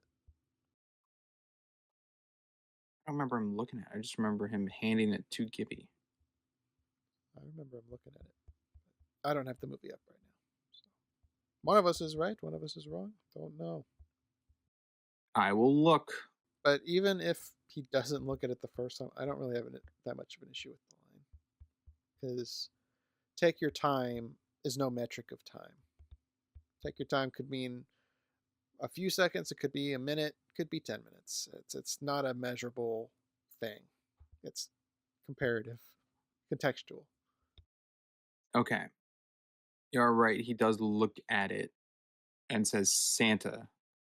And then Gibby says, no, take your time. And he looks at it again. And the second again is like immediate. Mm-hmm. I'm fine with it. What I'm not fine with is Satan just sitting in the public park on a bench for no real reason. He's looking That's at true. new victims. I Well, guess. that's true. But he has there's nothing else of like he's doing other deeds or contracts with anyone. No, yeah, he's an interesting guy because I think the bench and him at the motel establishes he kind of just wanders around. Why isn't he in hell? The motel one's I think he's just enjoying himself. The fact that he's on Earth again, like he's taking this as an excuse just to take in the sights, order pizza, whatever else. Oh, he's pulling a notes. Where is it? Hang on. Pulling the notes. Classic. He's pulling a Wiley Boggs.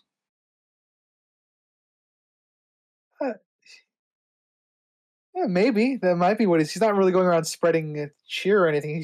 I feel like he's just enjoying himself. Well, true, but he's not going back to report anything. Yeah. A rogue agent.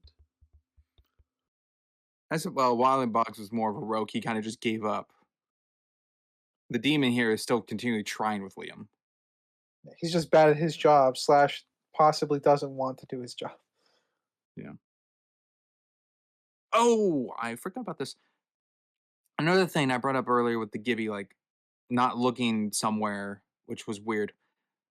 At 30 minutes and 38 seconds, timestamp, when after the line of the demon saying like I'm not a trusted relative kind of thing for the joke, and says like the creepy uncle comment following after, is he breaking the fourth wall and looking at the camera? Gibby or Satan? Satan, I don't remember. because he has Liam frozen. He has Liam frozen, and he like puts his hand against his mouth, kind of like to talk to someone, but he's not looking at Liam when he says it. I don't believe so, but maybe I need to rewatch the scene. Okay. I couldn't tell if he's breaking the fourth wall because it's not like it didn't look like direct contact into the lens, but it is looking somewhere else. Yeah, I don't think it is a fourth wall break. Just oddly oriented. Okay. Do you two wish, because it's very small, when the demon starts talking about Liam and kind of goes into his own about like what his father would do to him, and Liam's like brings up like, "Were you ever a child?" And the demon says, "I don't want to talk about it." Do you wish there was more to that of why the demon is the way he is, or is that enough Oh, of just like a absolutely. joke? I had an idea that maybe the Liam would have been turned into a demon working in hell. Like this is what happens to people. Like this is how they recruit people to be demons, more or less. But To me, that was me writing for the film at that point. So like at some point, Jack Black's character was a human person who then got contracted into being a demon. I mean, that's how I viewed it, and I also viewed this as the first clue to him not being Lucifer, was hinting that he was human, which is something I would like for them to have explored a bit more. Maybe if there was a sequel, kind of like what with Violent Night, where we're like, oh, more backstory with the Viking stuff would be cool. But at least that one's getting a confirmed sequel.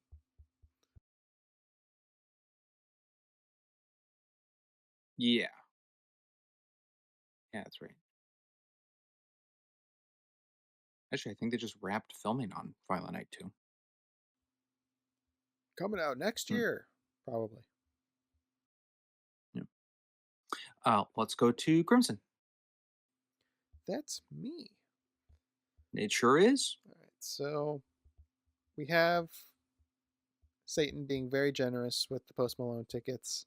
He's very generous in general because even when he was with the rodent in the box, he's like, "Go, pusher, you have a chance." He didn't have to do that. That's not part of the contract. If we could say contract.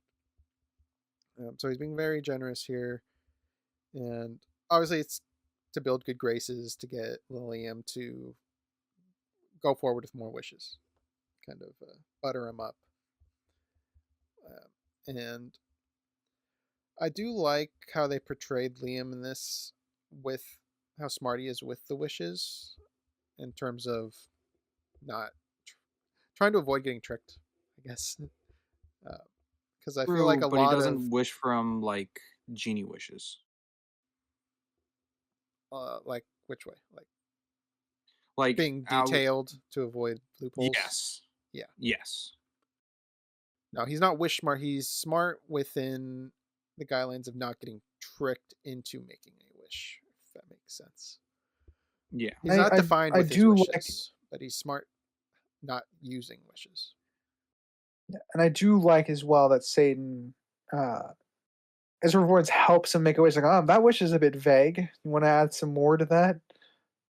Yeah, you can still be So not divorced and together, but be miserable, right? yeah. So I like that, Satan helps him clarify his wishes. So he's not just, again, it's also hinting that he's not Lucifer, but it's the him trying to just kind of make sure he's getting his wishes right. So there's less room for monkey's paw. Yes. Keeps it safe that way. Or safer that way. Okay. Let's go to you, writer. Uh, I remembered I think one of my favorite jokes now. It might be, Oh. it's the, it's like, where Liam's like goes, "Oh my God!" It's like, "Where's my thank you?" The same is goes, "Oh, where's my thank you?" Because it's he's not God. So it was one of those little things that I enjoyed. Gotcha. It's not Quippy bad. joke. Yeah, it's a quippy one. Oh. I have an overarching question for all of us. Do you think Santa exists in this world? I was gonna bring that up at the end. I don't see the evidence of a real Santa. You have the Don't ho see the ho evidence of. ho at the very end, but that can very easily be Satan doing that. I would agree. I don't have any evidence Santa exists in this world, so I do, for once I don't actually have a problem that people are acknowledging that he isn't real. Okay. I'm also leaning that there is no real Santa in this world. So we don't have to worry about them And tripping thus, up on that. I know that's been a consistent thing that a lot of films with Santa trip up on. Like the Santa Claus Yeah. movies, those are pretty bad at that. Put on the suit. You're the big guy. Yeah. All right. Crimson. Why don't you take us away somewhere? Okay, so we have the cloud montage of dreams, possibilities for witches, and I am torn between if it's just a visual depiction for the audience or if he literally projected something on a cloud. Because he tells Liam to look at the cloud. Liam turns to look at the cloud. We see a cloud open up. And everything that Satan's done so far has been visible to others if there's someone around to see it. So I don't know how to take away the scene. I think it's visible, but it's only from that angle. It's still massive. It's a cloud. Yes, but I would imagine it's in the cloud, so it's like curved edges. So if you're on the sides of the cloud or anything, you can't see it. Curved going outward. No, I It's think not it's like the inside of a spoon.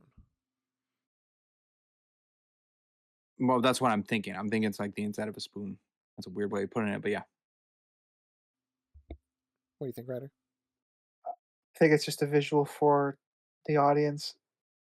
It's cool to pan out to the cloud and then it starts giving them the daydream, but it's edited a little strangely, I think, for me. Is Satan touching Liam?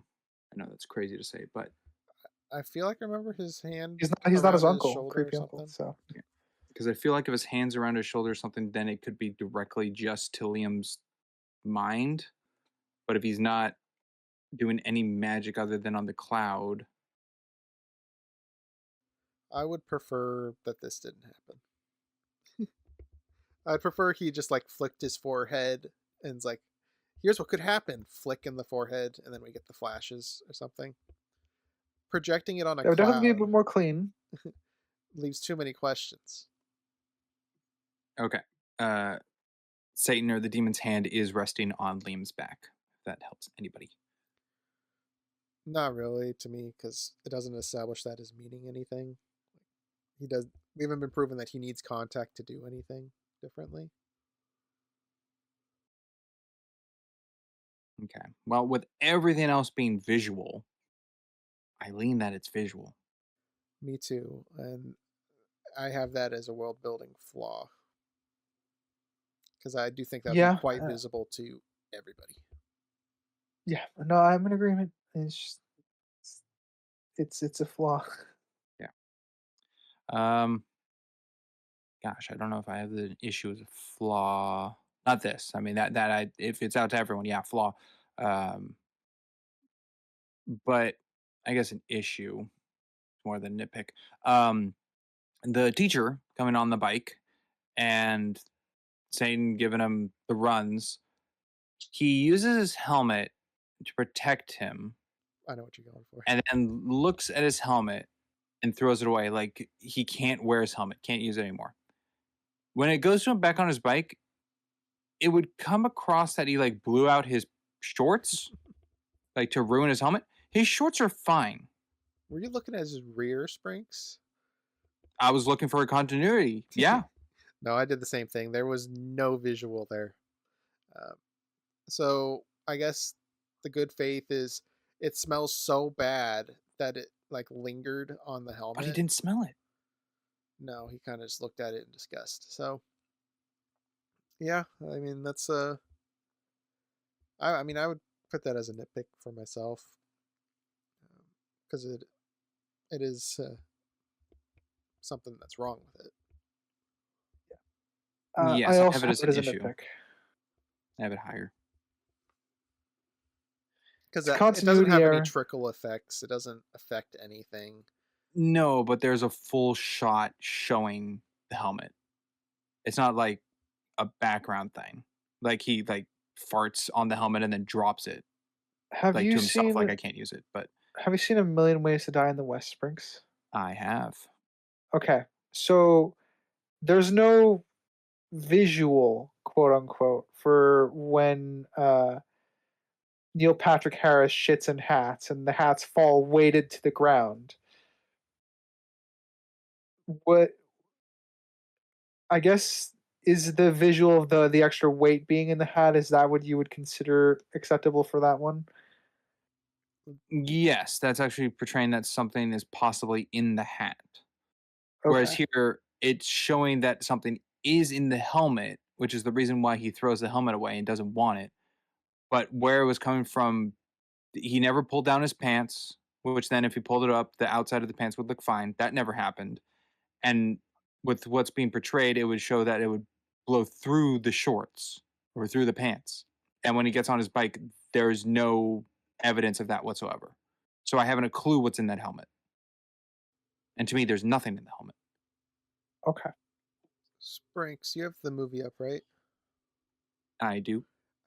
Was the outhouse always there, or did that spawn in? Ooh, great question. I would like it if it would spawn in, because then Satan did that all intentionally. If it was there the whole time, then I just find that as a weird convenience. Oh, there's just the outhouse right there, right when a guy's about to poop himself. The outhouse was there the whole time. I don't like that. I wish it showed up after he did his little finger trick on him. That would have been a nice little detail to have. Nope. There the whole time. Alright. Also, I guess Do you think? small world that Oh, Mr. Charles was there. I guess to begin with. yeah. I would say the one thing I did like about this scene, because this is also the joke went on for too long bit for me. Um, but the one thing I did like is that Charles initially comes over to defend Liam because he thinks that Satan is a stranger, and then the moment he thinks he's family, he switches over to, scold. Yeah. I guess So there that's an is okay joke, I think. Of like, so there your is nephew's being inattentive in my class. I'm sorry. I didn't hear that. One more time? yeah. So there is a little that I liked. The problem is I think it's like the teacher's suddenly doing his job, which again is just the teacher's been inconsistent with that particular thing, with that particular trait in his previous scenes. So this is just another inconsistency on that. Even though I like the fact that he came over to defend Liam first to make sure he wasn't talking to strangers, it's still an inconsistency. Okay. Yeah. Do you think Liam's at the age to be watching Salt Lake Housewives? Uh, of age, probably not. But I think the bigger question is it something his mom would allow him to watch? Maybe. I just think that this is a written joke that doesn't seem fitting for this character. I can agree with that. It's like I got to go watch Jersey Shore, mom. Like I don't. That doesn't. I don't buy it. And No. I got dragged into watching America's Top Model with my mom, so there is that. But you got dragged into that via your mom, not you choosing Yeah, that on your own. that is very true. Yeah, that was not my first choice. I'm not saying it's impossible, but I do have this as like a nitpick, I guess, thing. Like it's a written in joke, not a believable kid one. Yeah, I think if it was a trait that he has, it'd be easy to set it up earlier in the film. Have it on in the background Yes. in his room while he's doing something. Yes, that would be helpful. Yeah. You've both brought up how the jokes seem to run on a little long in parts. I think the pistachio joke is the longest one and it's way too long. Absolutely egregious. I actually forgot about that Uh, one. That 100%. I agree. yeah, horrible. This is like all Keegan Michael Key's was in this movie to do. Is this pistachio joke? Which is a shame. The 'cause he's only better than that. only bit about it that I liked was because it was ironic, which is when he is whispering at the parents he's nuts. That's True, but that's even about it. still, that is like Like I said, a long way to that finish line. That's arguably a different joke in this scene. It's making it doesn't like I said, it doesn't make the long lasting joke better, but I think that was my favorite part of it. Way too long. I would prefer just to cut it because I don't even think it's that funny to be put in this scene.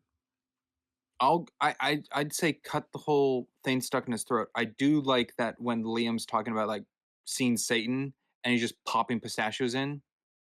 That's a little comical Yeah, because he's that's like fine. not taking him fully serious. But the stuck in his throat all the way to the he's nuts is such a buildup. Yeah, it's way too much. Is it too fast for the parents to have brought in a child psychologist? Because for me, it was a bit. I got It's some. I been got one some. day. Yeah, I got a little bit of a whiplash from the characters because they were arguing like, "Man, we should tell them that Santa's not real," and then we come back to them, and suddenly there's a child psychologist. I'm like, did they bring a child psychologist in to tell them that Santa's not real? And then the direction that this took was way too much for me. I suppose so. I didn't I'd really say think of it like yes. that. Like I said, I can see them eventually doing this, but seeing as it's only been a day, and their first impulse was just to tell him to just that Santa wasn't real, and that didn't happen. It bothered me that this was kind of like they went for the nuclear option like immediately. I guess the thing that's leaning towards it being viable is it's not just he believes in Santa and now it's that he's seeing him in his room. So that's a bit more of an extreme. So I can see a parent being like, okay, he's now seeing things, we need to seek help. So that would be on the generous side. The question is one day Yeah, too short for the conclusion? And I don't know. I think it's too fast. I'm the reason I lean it's too fast is because he's only had two conversations with his parents about Santa being real. One with his mom at night and when his dad's sleeping on the couch, and then one in the morning before he goes off to school. And then he comes back and there's a child psychologist there. The parents have only had two instances where he talks about seeing Santa. And the And day then so it's beforehand, the mom's taking him to take a letter to Santa. She's advocating the belief of it because she's a big Christmas fan, and that's why he's doing the letter to begin with. yeah. I don't understand why him trying to feed into his mom caring about Santa, which could be explained through the yelling of the parents, like he's trying to distract them with something she likes, is now Yeah. problematic for them. And that's something that the dad would probably have picked up on too. It's like he's pretending for this us, you know. That would for me that's a more logical conclusion than he's hallucinating first. Yeah. So like there would need to be an extensive conversation where he gets really detailed about the specifics that happened in his encounter with Santa for them to even start buying into the fact that their kid might be hallucinating and they need a psychologist.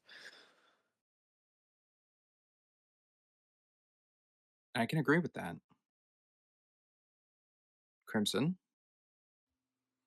Yeah, I think by the end of this, I agree it's a bit on the quick side, and I do like the addition of the father bringing up, Liam's doing this just because you like Christmas, right? I think that would have been a nice addition. Yeah. That would have been a part of the escalation to the point where they could eventually bring in a child psychologist. But I feel like that would happen first. Yes, I didn't really see them getting to a breaking point. It seemed like just Liam saying it's not a dream is the breaking point, Well, it's not which like it's still your kid. Charlie and Santa Claus, right? Where the court's involved because uh, he was just That thanking is Santa all the time. yes, but that gives time. That is Yeah, far that's what better. I'm saying. That's over the course of a year. That's the Yeah. comparison of a kid believing Santa too much and then intervention. This, it's a bit early for intervention. Yeah. Also, Scott Calvin plays into the Santa because he's becoming Santa the whole time, which is just fueling Charlie. So, Well, yeah, and yeah, Satan's playing into Santa for Liam. that's true. That's true. Speaking of like being too fast, which I think this is too fast, and I don't. It's just way too quick for the pacing and everything for me. Liam finishes school and goes to the park with Gibby and sees Satan there, and Satan gives him the Post Malone tickets. It's like, here's to add on to the Emma thing. He then goes home where Dr. Finkelman is, and they have the talk to when Gibby shows up with Satan to take him to the concert. So the Post Malone concert is that day, and Liam's grateful for it and excited because it's something Emma likes. Emma really likes Post Malone.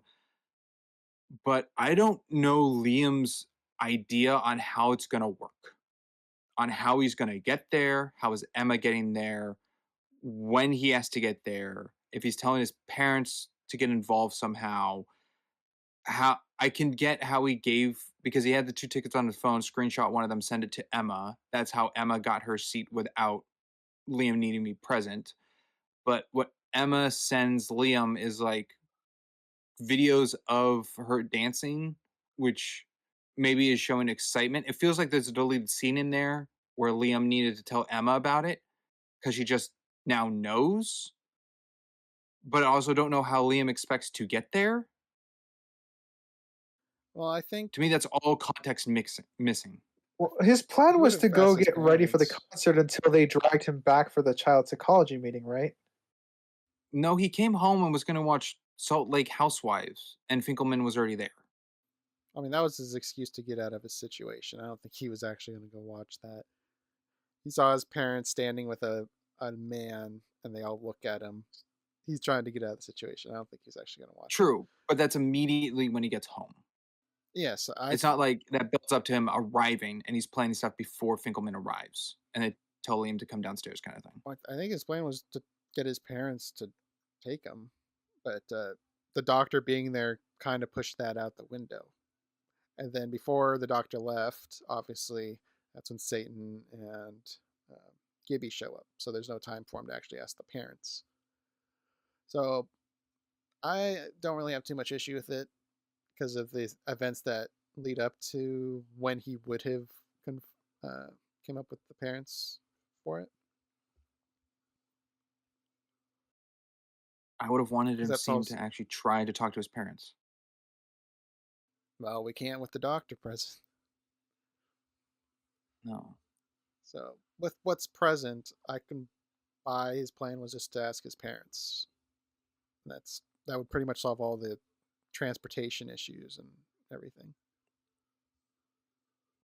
It would be, but I don't even have the point where that would come up. I feel like that would have been the first thing he should have asked his parents when he came home. Yes, but then he Ignoring saw his Finkelman would've been parents and a fine. strange man in the living room. There wasn't any time to ask. So his decision for that was to just leave. Leave, wait for the doctor to go, sneak out the window and walk. I don't know what his plan after realizing he's in a terrible position, but I think his plan was just to get his parents to drive and get permission. Drive him and drop him off, maybe. It makes sense. This I will agree is weak sauce. There's not really a very clear. Oh man, I can see that's what should have occurred.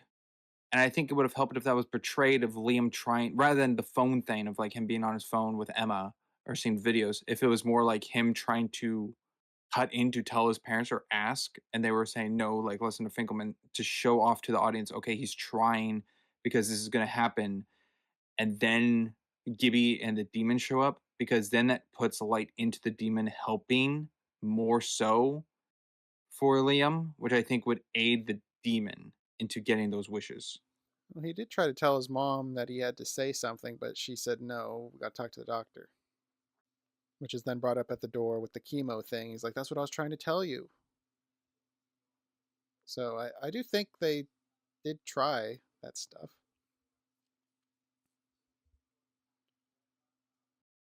And the scene before that, talking to Gibby, Gibby's like, "What are you gonna do?" And he's like, "What did he say?" I think he actually said he was gonna tell his parents, but I'm not gonna say that definitively. I don't remember well enough. No, I didn't write that down either. But So I'm fine with it. I guess in large, by the end of it, I'm fine with how, because of the events that are in front of him, I'm fine with how it transpired.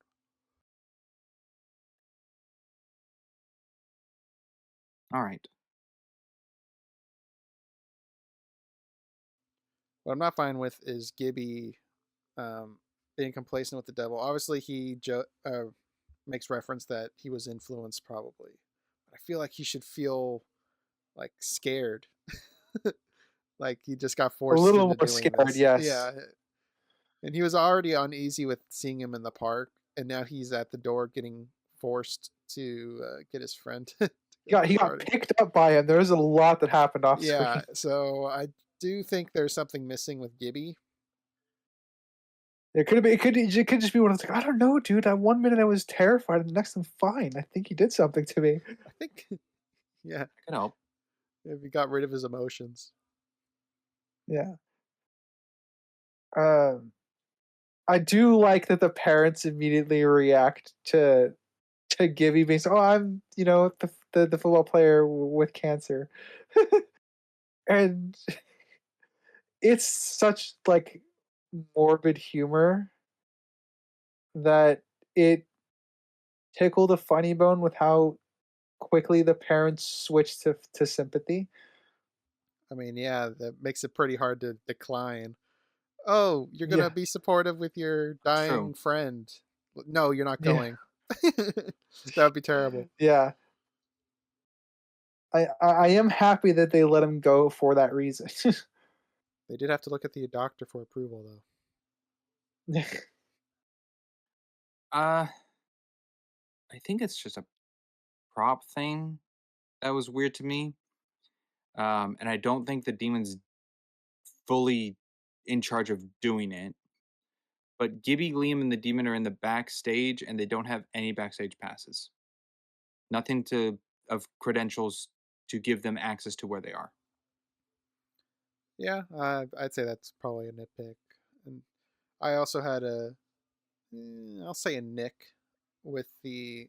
I've been to two concerts, so I'm not very well versed, I will say. But for both of them, before even entering the building, you get your ticket checked. And we see the exterior, and the people are just walking in past the security guard. There's no ticket checking. So I did find Yeah, that peculiar, especially for someone of the best caliber of Post Malone. best faith assumption is that like they're checking your tickets like down the street, so like the walk leading up to the concert hall is you've already had your tickets checked, so it's like that's best faith assumption, but I agree. I feel like we should see that. Yeah, I feel like an establishing shot showing that there's like a two-tier thing where there's the exterior doors and then there's this door. But as we have it, this is the door. This is it. So it's kind of weird. Yeah. Doesn't show anything of ticket booths or anything on the inside either, so it is pretty much overlooked. Hmm. I I don't know if you two thought. I mean, because it's quickly changed. But I remember on my first watch through, I thought when the demon trotted off and left Liam and Gibby, that he transformed into Post Malone. That's what I thought happened. And there was even like a musical chime or something that happened when he went in there. Yeah. So that's what I thought happened. So But I guess he the just musical chime teleported was him just there. to like hex him. Yeah, something. Yeah, either that or that's where his makeup room was, and he was just hyping himself up. But I also, for a minute, thought that he just turned into Post Malone until obviously we see Jack coming up behind him later on. Yeah. Uh, Ryder, you said that the hallway scene of like asking or like talking to Emma, Liam talking to Emma, was a cringe scene for you. I do, and I will stand by with this next scene. Okay, I think the Post Malone concert is a cringe scene. Yeah, Yes. I agree. absolutely. Can feel my soul shriveling up. It just feels so artificial. Like It does. I do.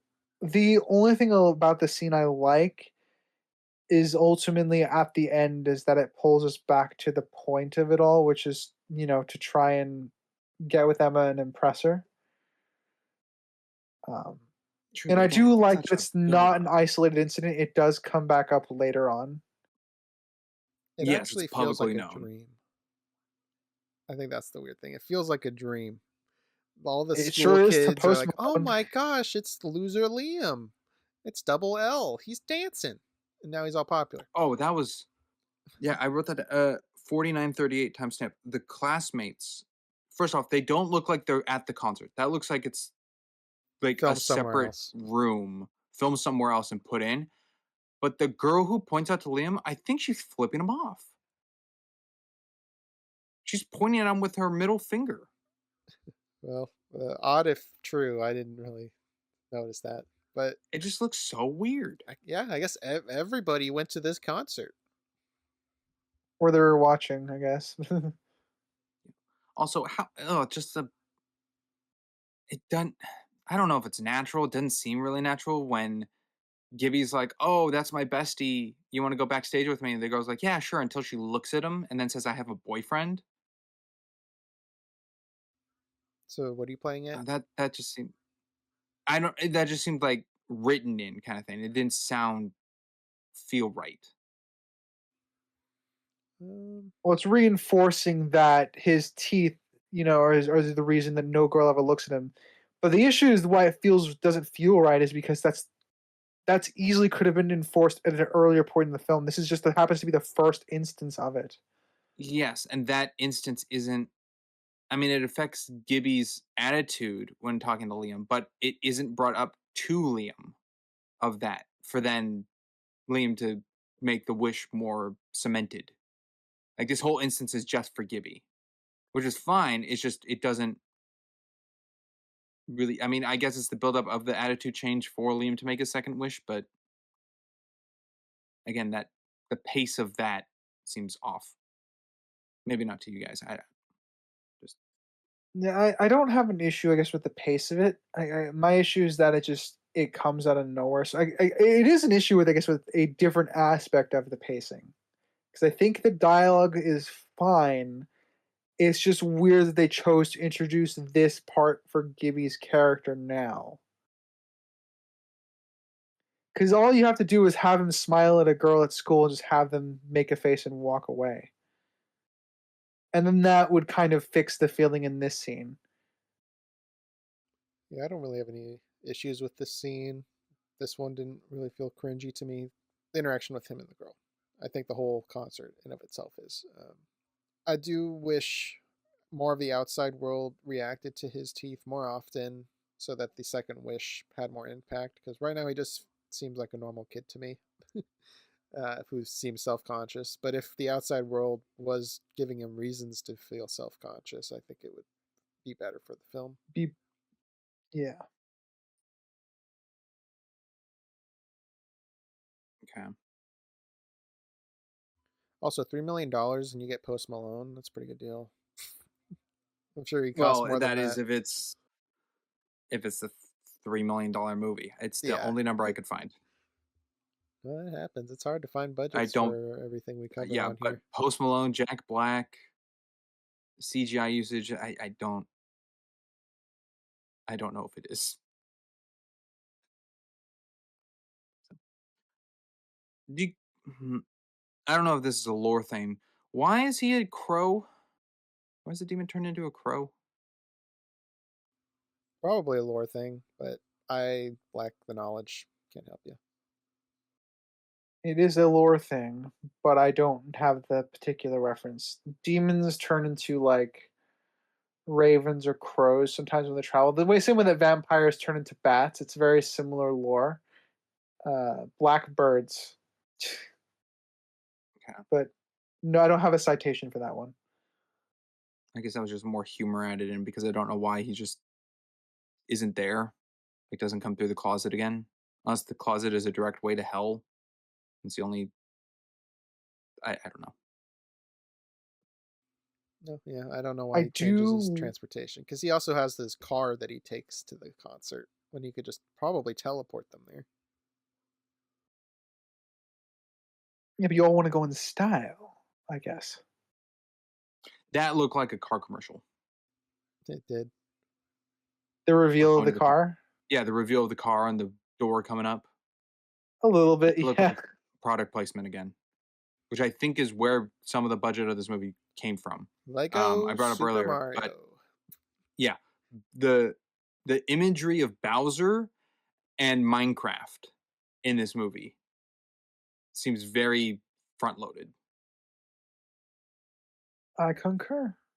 Like not just Nintendo. I mean, there's a Zelda poster that Gibby, I think Gibby has, but like Nintendo stuff, like when Liam's playing on the Switch, he's playing as Bowser. The Lego set Gibby gets is the Lego Bowser.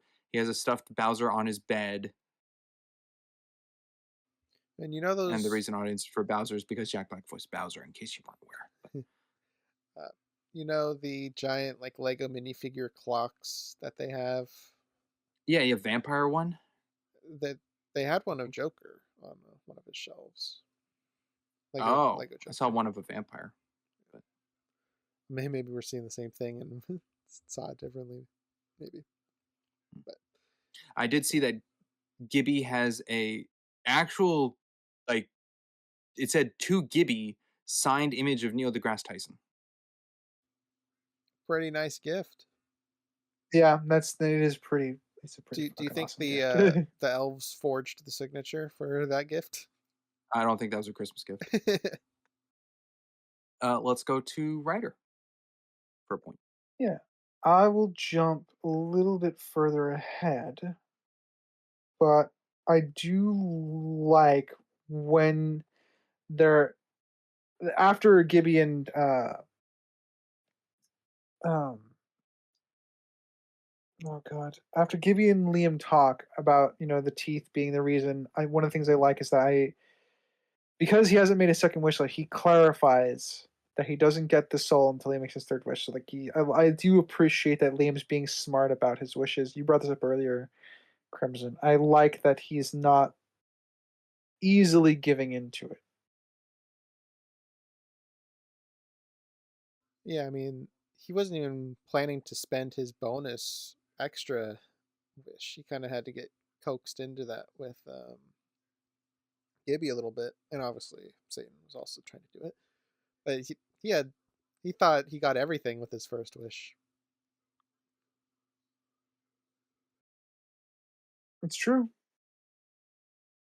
Yeah. Yeah, no, I'm pondering that over. You're right.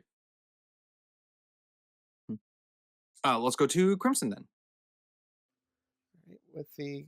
I do like that they wrapped a nice little bow with the Post Malone stuff later of him having amnesia, not remember anything that Yeah, happened that night, other than and he everyone's like, had "Oh, that was something. possibly his greatest concert ever." Yeah, so I did find that amusing, and I do appreciate that they acknowledged that he was influenced heavily to the point where his memory just got wiped of the whole night. Yeah. To appreciate And that. Liam was doing beer pong. Yeah. Just You mean lemonade pong? showing. Oh, did they say lemonade pong? No, that's what the dad said it could have been. Okay. I don't know if you can put that on TV. Probably not. I It's mean, not underage drinking, but Sprinks, if you have it up, is there any drinks on the table or anything? Is it just the cups? I can find that. Because if it's just the cups, plausible deniability, I think they could totally show that. But if they have like alcoholic beverages next to the cups, then yeah, I don't think they could get away with that. I do. I found the kidnapping scene very unintentionally funny, and I like that Satan is there just running a hot dog stand or a corn dog stand. Uh, and Weird then corn dogs, by the way. weird corn dogs, and it also comes back later because the parents are eating the corn dogs that Liam got while they're waiting for him in the hospital. They Oh, are. I didn't even pick that up. I was combining two. For me, it was just a weird visual. It was a weird thing because they just kidnapped him and drove away. I don't know where they got corn dogs from, unless they sell Well, no, corn dogs at the wellness no, center. they took Liam's. Oh, that's right. He had corn dogs on. That's right. So weird thing about the Post Malone thing. The Post Malone video is just him having no memory, and that's it. The beer pong is the nurse showed the parents, so that was never on TV. Oh, you were talking in universe. I thought you were talking about in a kids movie showing kids playing beer pong. I thought that's what you were talking about. No, I was thinking in universe if the beer pong video was on the news. Oh, yeah, but it wasn't. I wouldn't. That's not what I thought at all. What we were talking about. Well, having And gone it just back, looks like cups. just cups. Okay. Yeah. But still, I'm like, I don't think you can show that on the news. That I'm a bit more iffy on. The news gets a lot of liberties with what they can and cannot show, so I don't know the limitations of that. Well, also when it comes to children, they usually blur faces. Typically, but not for everything. So, yeah. And then on to you, writer, about the corn dog thing. I did write down the corn dogs, I think.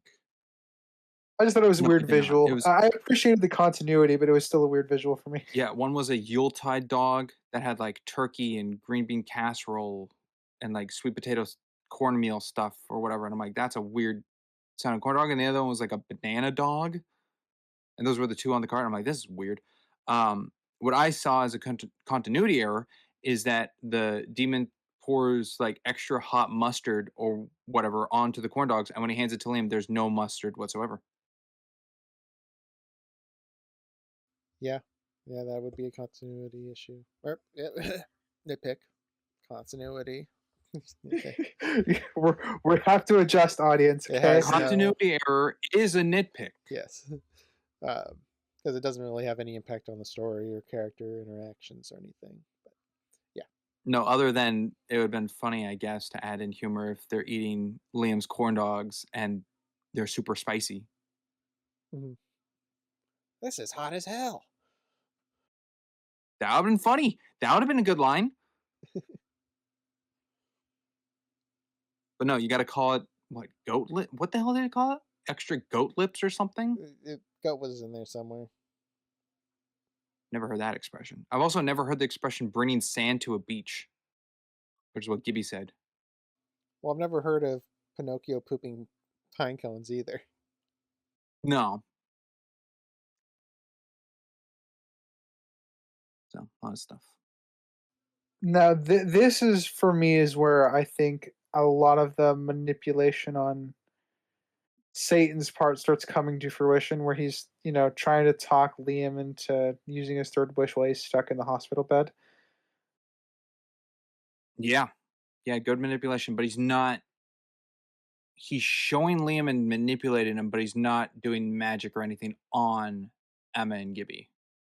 Yes, he's not. But what I do like about that, though, is that Liam doesn't know that. Yes. It didn't come across as a Locket Horcrux, let's say. Yeah, it's not all That's fabricated. funny. What do you guys think the parents thought Liam was gonna do at the carnival? Oh, blow it up or something. I have no fucking idea. The I have no idea. They were Satanism. very non-committal about that. These are the same parents of the way that escalated to getting a child psychologist within a 12-hour period. I can't even give them a 24-hour period. So I No, have it no was idea what they were thinking. a school day. Liam leaving to school and coming home, and he's there. Yeah, I think they were kind of hinting at like the silent kid in class, if I could say like that type scenario. I think No, that's I what they know were what you fearing, mean. Yeah. which is Blood kind of a sacrifice? dark thing for a kids' Christmas movie. If you could call this a kids Kind movie, of this is like a maybe tween a movie. little bit of a I jump. would not. This is I a don't know if I tweens call it. movie. I don't. This is like shoot. What was that super bad movie? But like kids, like Bad Boys, Naughty Boys. Not sure. There's a lot of bad movies with children in it, so you got to be more No, specific. it was like 3 kids who want to attend like a college party or something. Yeah, I I'm think it was not called familiar. Bad Boys. What you gonna It was like do? super bad for What you gonna kids, but even that, I'm like, I don't know if that's a kid movie. Then Mm. again, kids today so desensitized by Well, kids movies today and are TV. more naughty than me. I like the reference, Sprinks. I appreciate it. Thank you. Sorry, we're talking about Christmas. I thought a Christmas reference would be cool. Yeah, it was good. You nailed it. That's the first thing I always go to when I need to quote something like that. That movie's 25 years old. Oh, it's wild. Sorry, audience, in case you're in the dark, we're talking about How the Grinch Stole Christmas. You're an idiot. Yes, you I'm are. an idiot. A reference that the demon makes is calling Liam McMurphy. I thought that was okay. Yeah, I think that was Ryder, I don't know if you got the reference, but Crimson, I know you did because I showed that movie to you this year for the yes. first time. Yes, you did. First time I saw, and Ah, I guess I won't say my opinions God, on it's it. gonna bother me. I mean, they say No, the name in the it's movie. it's tickling my brain, but unfortunately, no. Don't know it off the top of my head. One Flew Over Cuckoo's Nest. It's a mental asylum, or yeah, mental facility movie. Yeah. Jack Nicholson, 70s. Danny DeVito's first role ever. Oh, I I think. don't think I knew that. Was that? Maybe I got that. Maybe it was Christopher Lloyd's first role ever. Maybe that's why I was confused. It's one of their first things they did. Fair enough. And then the Red Rum Motor Lodge. More tongue in cheek. Yeah, that one's pretty on the nose. Red Rob. Yeah. Does Ryder get it? No. Oh, that's even a writing one. That's like a book. That's a book That one feels a little bigger than One Flew. That's 2 Jack Nicholson references though, back to back. That's I guess that's interesting. To be fair, I haven't seen a lot of Jack Nicholson movies outside of the Joker one, obviously, or in the Batman. True. How do you like Stephen? I've King? seen. How do I like Stephen King? Yeah. Or what do I think of his movies? Because I know Jack Nicholson stars in. I'm like, that's 2 different answers. Yeah. Books, movies, anything really connected to him, I suppose. Books overrated, movies okay. Are you well versed in anything? Do you know a lot of his stuff? I've read a few. I think I've read the first few in the Dark Tower series. I've read. Oh God! Now I'm gonna have to look up his fucking repertoire. Misery, Christine, Cujo, It. Shining, Oh yeah, Christine. Doctor Sleep. Doctor Long Sleep. Walk, Yes, Green I've Mile. read. The Colorado Kid. Yeah, read The Mile. Seen the movie for The Mile too. I keep forgetting. Did he do Shawshank? Did he write Shawshank? Yes, I have seen Shawshank. The book. You've seen the book. I'm like, I know you've seen it. I know. I've read. I've since read. I think half the book. Since we've done the coverage. Gotcha. Anyway, we're all Red Rum is hinting to Shining. Yeah. Okay. and Ready Player Not One. Ready Player I've One. seen the movie Alright. for that, but I have not seen. I've seen And the Life is movie The Strange. Shining. Do they say? I don't think they say Red Rum in Ready Player One. I don't. I've only seen it once, 1.5 times, so I don't know. Life is Strange. Sad. It's in there. Yes. Anywho, let's go to Crimson for a point. Okay, I'll go back to the kidnapping part. I was not a fan of this scene. I didn't find it particularly funny, and I found it quite damaging and dumb. I didn't like anything about it. Mom was misleading. Didn't have a normal conversation. They both picked him up in public and threw him in a car. It's all very sketchy without any realizing, and they're not even listening to him. They're being the mom because the dad was kind of just sitting around. But I do like the mom and dad talking to each other about this, though, building up that their relationships getting built through the movie. Yeah, Do like that. it culminates into some of the. I think the last like 3 scenes with just the parents talking were really really good. Yeah, I liked a lot of the parents' one-on-one stuff. The arguments, the rekindling moments, just a lot of it felt pretty real with some slight exaggerations. But I do like the progression of it. How they act with Liam, that's a different story. Yeah. I think it helps that Liam keeps saying mom over and over. Otherwise, I would feel weird that no one stopped or stepped up to see what was going on. But if it's like a mom being, you know, um, brash with her son of like, okay, time to go, I don't think anyone really bats an eye. Mhm.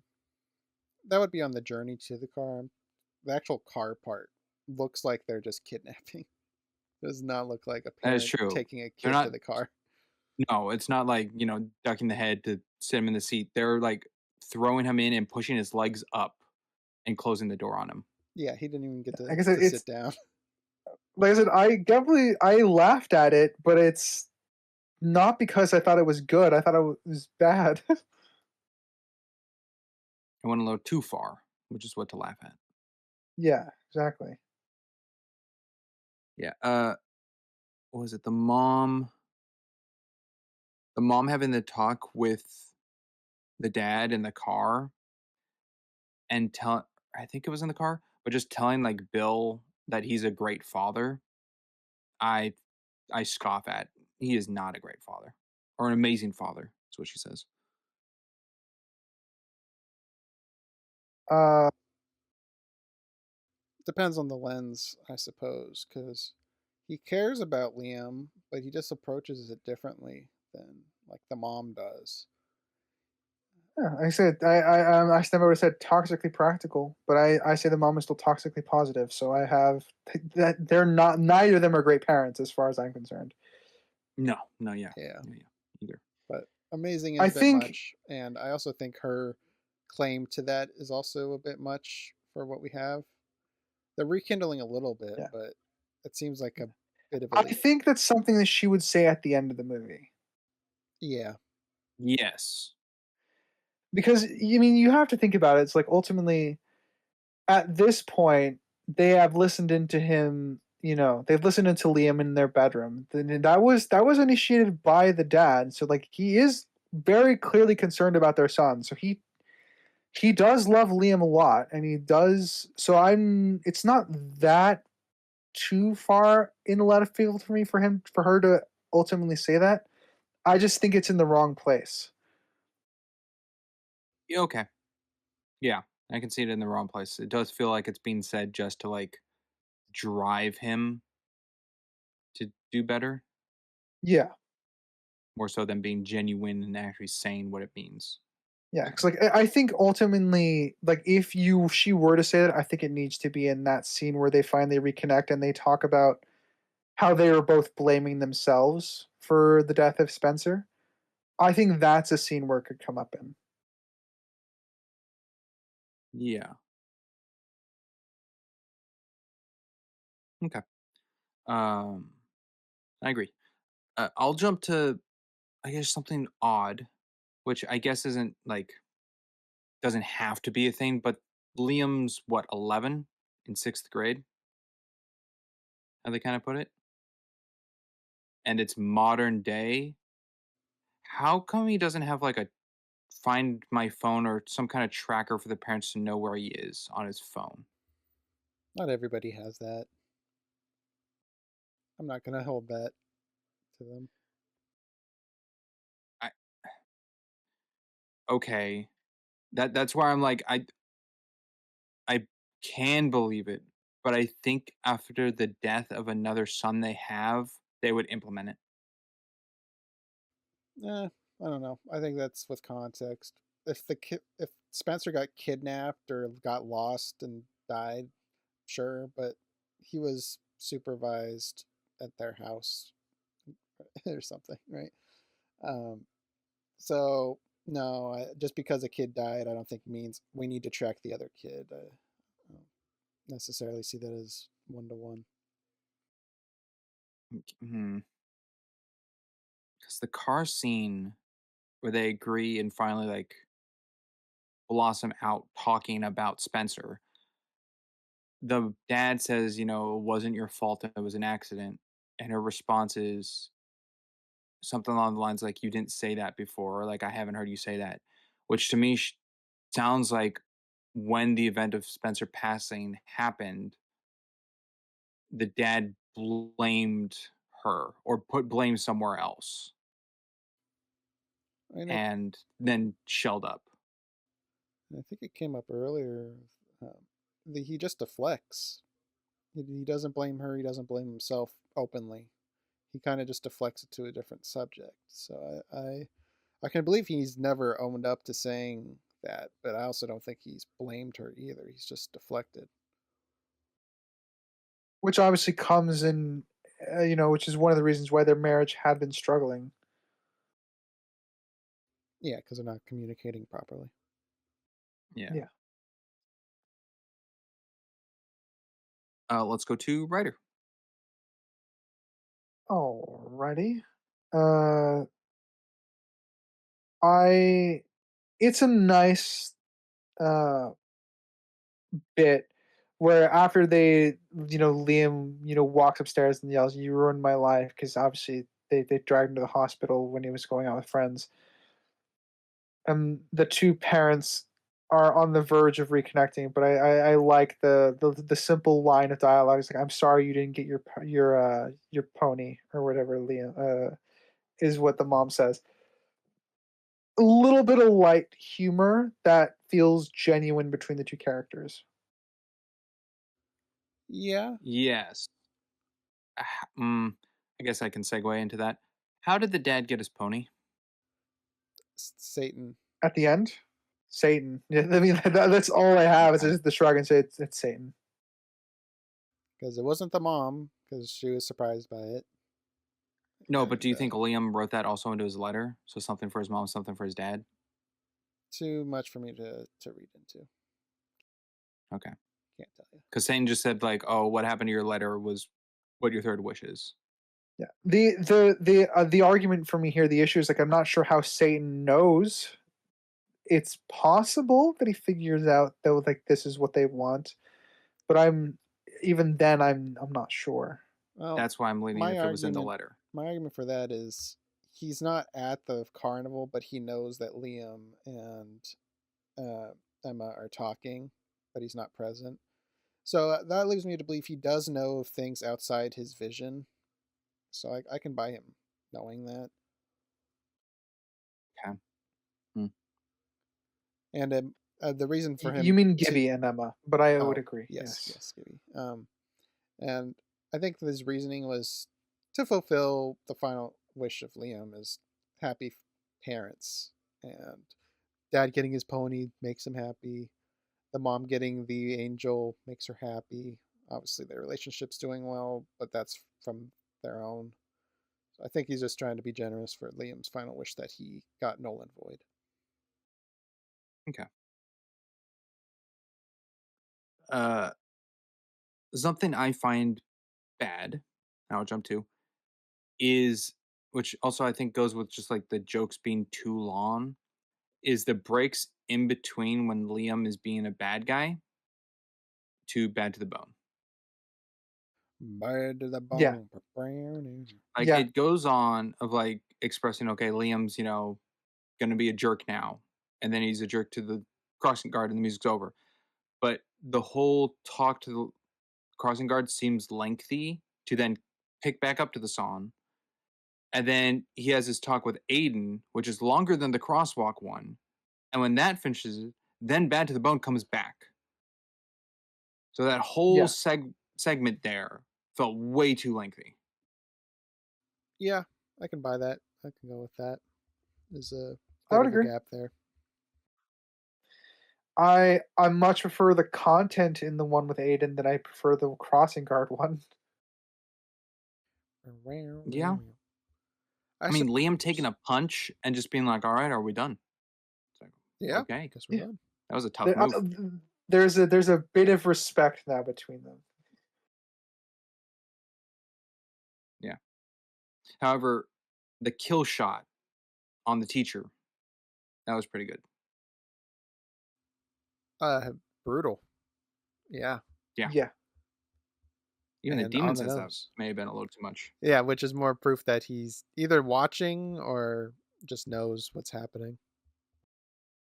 Yeah. I felt the GTA wasted, like, in my soul sound effect as soon as that happened. Though I will agree with the teacher, To Kill a Mockingbird is a bit overrated. I mean, that's fine to be taught in school, I guess. I don't really have a. I read it, I watched it, but I don't really have any preference on what would be shown in school or to read. Yeah, I agree it should be taught. I agree that it should lesson. I'm been a while since I've read it, so I'm not going to say whether it's overrated or not. Can we have Froggy as mandatory reading in high school? The whole Froggy. whole thing, yeah. How I'd deep prefer Froggy Frog and is, Toad, to be honest with you. and we need to see like how many like whys there are whenever Froggy's yelled, right? And if it's Wow. consistent. When's the Froggy animated movie coming out? I'm surprised they haven't done that. Really, I mean, a lot of kids know about that. When the though. Chicken Jockey movie spinoff is coming out, that's when. Oh, they'll yeah, go yeah, for yeah. it, Oh I believe. gosh, I mean, Frog You're and Toad joking, got right? a TV show, I think. I think you're right. I think they did get something. Yeah. Yeah. A lot of English class readings. Ooh. Some good, some bad, some Sophie's World. Lord of the Flies, everybody. Let's go to Crimson for All a right. point. I'm gonna jump back a little bit, and that's the selfless act talk with Satan at the carnival. I appreciated it. It was because at its core, like we said, this is tweeny movie, teen. I don't think it's quite kid. There's a lot of adult references, I guess. Not adult, older themes than kids. I guess that's what I'm going for. Anyways, I like its integration, and I think that might even bolster a lesson that Satan learned by giving the pony and the angel. Is that was a selfless act. He didn't gain anything out of that, other than I guess Liam's happiness. But Liam was already happy before that, anyways. That's it. Okay. I'm in agreement. I think this kind of ties into one of my overarching problems with Satan's character, and since we're kind of getting towards the end of the movie, I'll touch on it. I feel like his arc is missing pieces, and what it's missing is like subtle things.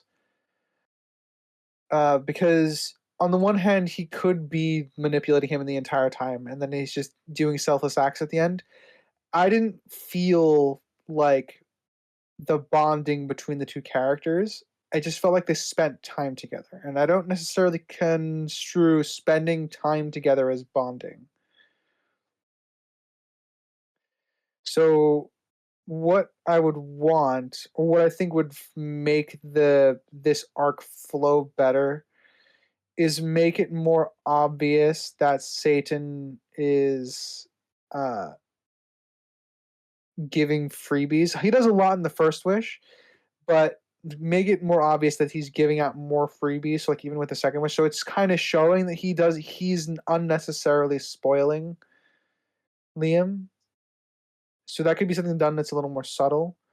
The other thing is, I really think they're missing one more one-on-one conversation that's quiet, like the last one they have before he appears again as the Christmas angel. It's kind of a tough one to tackle because I feel like they do have good moments together. It's just hard because I don't think they do a good job establishing his initial motives. Because his Yeah, initial motives are so gray, it muddles his progression because it wildly changes his progression. If you don't know where he starts, his ending is kind of irrelevant because you don't know how big of a leap it is from the beginning. If he was full on yeah, evil at the beginning and turned good at the end, boom, you understand the big progression. But if he was somewhat bad, somewhat good in the beginning, and then he's good at the end, it muddles, well, how much of it was good, how much of it was bad. So I think a harder line at the beginning would have definitely helped. yeah. Yes. Like the one of the more subtle things I was saying, like suddenly spoiling Liam. One of the ideas is that like you can see him like wanting to do something evil, but ultimately taking pity on something and changing something for the better. Like that could work, I think, to help, I guess, bolster the arc that Satan's character goes on. I could agree. Because I guess the missing pieces for me come down to as you say, it's hard to nail down, but because it's so fundamental to the payoff of the ending, I feel like there's an objective uh, issue at the very least in that it's not quite defined the characterization of Satan and how he feels in certain moments because he's a jokester and a trickster, that's fine, but I can't really track his progression, as you say. Yeah, I feel like if they structured it like Wish 1, he was full on evil. He didn't give pity tickets because that's a freebie. That's a nice gesture. That was not part of the wish. So if he had Liam do something to get the tickets instead of just giving them. And then Wish 2, he could give something small because it's giving his fixing the teeth. I don't know what that would be. But in terms of the structure of the film, Wish 2 could be a crack, he's getting kinder. Wish 3, where he gets through the Lucifer stuff, he turns and is good by the end. I think that would be a good way to structure it. But Wish 1, he's already giving freebies. He's already a kind of a Yeah, kind guy. it feels, yeah, in that weird, that would be the progression that you would do, I think, in a a cleaner version of what the arc would be. Because I mean, this can work, but you have to make it more obvious that he was a kind-hearted demon from the get-go. So you have to again solidify his motives. And Sprinks, I guess your points on Satan as a character and motives. Geez, I think it's tough because I think it's just clunky and not very well shown. I mean, it's hinted, but not well shown. I think the whole chat with Lucifer, devil, actual Satan, tries to get it across that he's just trying, being that he got access to the letter, is his way of trying to get his horns by climbing the ranks of getting a soul. But he's not the best demon at what he does. Sure, the lying and tricking and deception aids into that, but I think that's just a demon being a demon in what it's learned.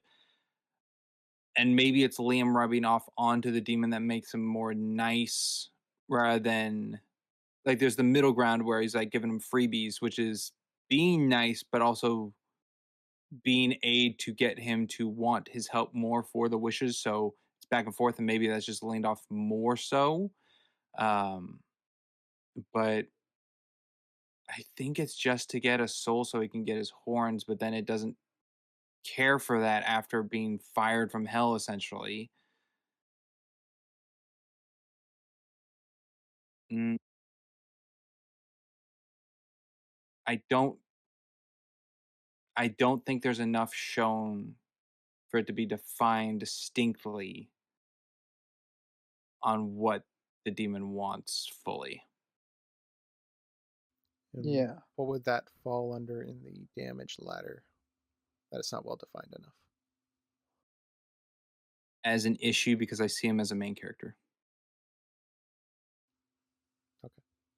I'm also leaning issue because it's not completely bad. There is hints and There's tidbits, something but here. it's murky, which is why I'm leaning issue and not problem. But it's definitely going to be in my objective uh, scaling. Yeah, I don't see it as a flaw because the movie still works with it, but it definitely withholding it doesn't fit the character more so. And then that people could see argument that the demon is a side character and it's Liam's story, and it is Liam's story, but I think the demon's just as a main character as he is because it's not all from Liam's perspective. There are scenes where it is the demon's perspective of things, like when he's in the hotel room watching the news. Liam is not present at all for that. Or in Yeah, hell. and when he's in hell, obviously, when he meets Yeah. Ben Stiller. So, oh well. Also, Ben Stiller, I think that was a bit of a wild cameo. I didn't even know that was Not- until you Honest, brought it up in the I facts. didn't expect to see him. I knew it was Ben Stiller the moment I saw him, but I didn't expect it. But I agree, wild cameo. So I guess we're all on that. Let's go to writer. I already touched on. I touched on Emma's arc, small little character arc, a bunch. So I'm not going to go into that. I do like that once he and Gibby get on good terms. I quite like the scene where they talk it out properly. Yeah, that helps the two of them. Yeah. Do you think because the demon was fired, he's able to leave Liam's bedroom as a dove? I don't even know what firing even means in this context because I I don't would either. still think he'd still be banished to hell, but now he's just walking the overworld. So I don't Yeah. really understand what happened. He still has his powers. Don't worry, It's Buffy not will like get him he one lost. day. It's not like he lost his powers. So I don't really understand it. It would have been nice Yeah, if I he don't know the actually lost his consequence powers. of getting fired. Yeah. Neither do I. But he left as a dove instead of a crow or raven. He's now kind. So Yeah. okay, let's go to Crimson. Oh, never mind. Writer's got something. No, I mean, I was just going to jump to another point, but if the host, what do you want? Well, it sounds like you got a point ready to jump to. Go have at it. Okay. I do like that the movie echoes the beginning of the film where Liam is just listening to his parents argue. So this is after they've half bonded, but obviously it starts falling apart again after, arguing maybe the devil is real. And ultimately it leads with the dad goes, I'm going to go stay at my sister's house for a while. But that yelling, it kind of cuts to Liam listening in. So I did like that thoughtful. I did like that kind of echoing the first scene with Liam in it, where he can hear them arguing, and that's what leads him to run away to get his third wish. Yeah, I think that was good. Good grounds for him to make that decision. I liked the mom immediately yelling for Bill because even though they're at odds with each other, they have a common thing with Liam. So Yeah, I do like how they structured that as a reason for Liam to leave. and I'm really happy they clarified that it's not the wish that makes the parents talk in the car. Yeah. Yes. Because it's brought up, that's why it's null and void, because they did it on their own. Didn't work that way. Yeah. So I'm really happy that they did that, because that to me would have undermined the scene a bit if they confirmed that it was the wish or left it ambiguous. Confirming that it wasn't the wish and it was just the two of them connecting again, I think it makes that scene so much stronger. Absolutely. Something I found weird. The dad on Christmas morning, I'm guessing Christmas morning, takes out Rudolph pastries that he made, and he sets them on the counter, and he says they turned out bad, like they don't look right, and the mom is like going against him, like, no, they look fine. It's weird they're not showing them in the shot. She said they look like penguins. Um, in the wide shot, you can kind of see them, but there's no focus shot on them to see No. what they really look like. I find that really. I think I have that as a nitpick. It's weird to describe something that you know is in world of shot without showing it. I'm picturing it in my head right now, and for some reason, it feels like a Lifetime movie shot. like, like, look, my reindeer pastries. Cuts to the pastries. Cuts to them. Oh, it's not too bad. I don't know why my vision of it is a Lifetime movie. If it cut to the pastries, yeah. Well, that's kind of what you're leaning towards, right? That they didn't really focus on it for the audience to see. They don't show them. They come out of the oven, get set down, and then they're describing them. And as they're describing them, it's not in shot. So the audience can't see what they're talking about. I mean, they're in the wide shot when Liam goes down the stairs and sees them happy. It's not You like know they they're exist. completely gone. Are you saying you don't even see what's on the tray at all, period? You see them on the tray being taken out of the oven and they get set down, but the description of talking about them isn't within shot. That's like a movie where someone's trying on a wedding gown and the people are talking about the wedding gown, but you don't see it. Like you've seen it, like the introduction of the person like spinning and they're like, how do I look? But there's no mirror in the background so the audience can see the wedding dress or get the details of what the two people are talking about. That's Like they probably, poke things out, but you don't see it. it's probably because their primary focus isn't the pastries, it's their reactions to each other being happy. That's fine. Just make it a wider shot. You can accomplish both without having to do separate shots of cutting to the pastry and cutting back to them. Right, sure. I mean, I find this as a preference thing. I don't think it's required. But I would think it would be better. To me, it's it's nitpick. Too weird. Something to piggyback off what we said earlier, and that's the parents null and voiding the contract because they got together naturally. I feel like that completely got undone with Spencer, right? Yeah, that's the brother. With Spencer, because their minds now are back to before he died, which is presumably where the relationship started fracturing. Kind of. Yeah. There's a line they say, like you think it's kind of fixed. I mean, you brought up that it's not a different timeline because of what Gibby says, but the mom questions to the dad like, "Why did we move?" Yeah. Yeah. The dad's like, "Why did we move again?" And the mom's like, "Because you wanted to." Yeah. That was. So the moving happened because it's not a changed timeline. I think that. But the dad asking it means it wasn't solved. Spencer needed to be dead this whole movie. I don't think Spencer needed to be a thing in this movie at all. I'm fine with that being like the fracture of the family and stuff. I'm okay with that. But him coming back at the end, I think ruins everything.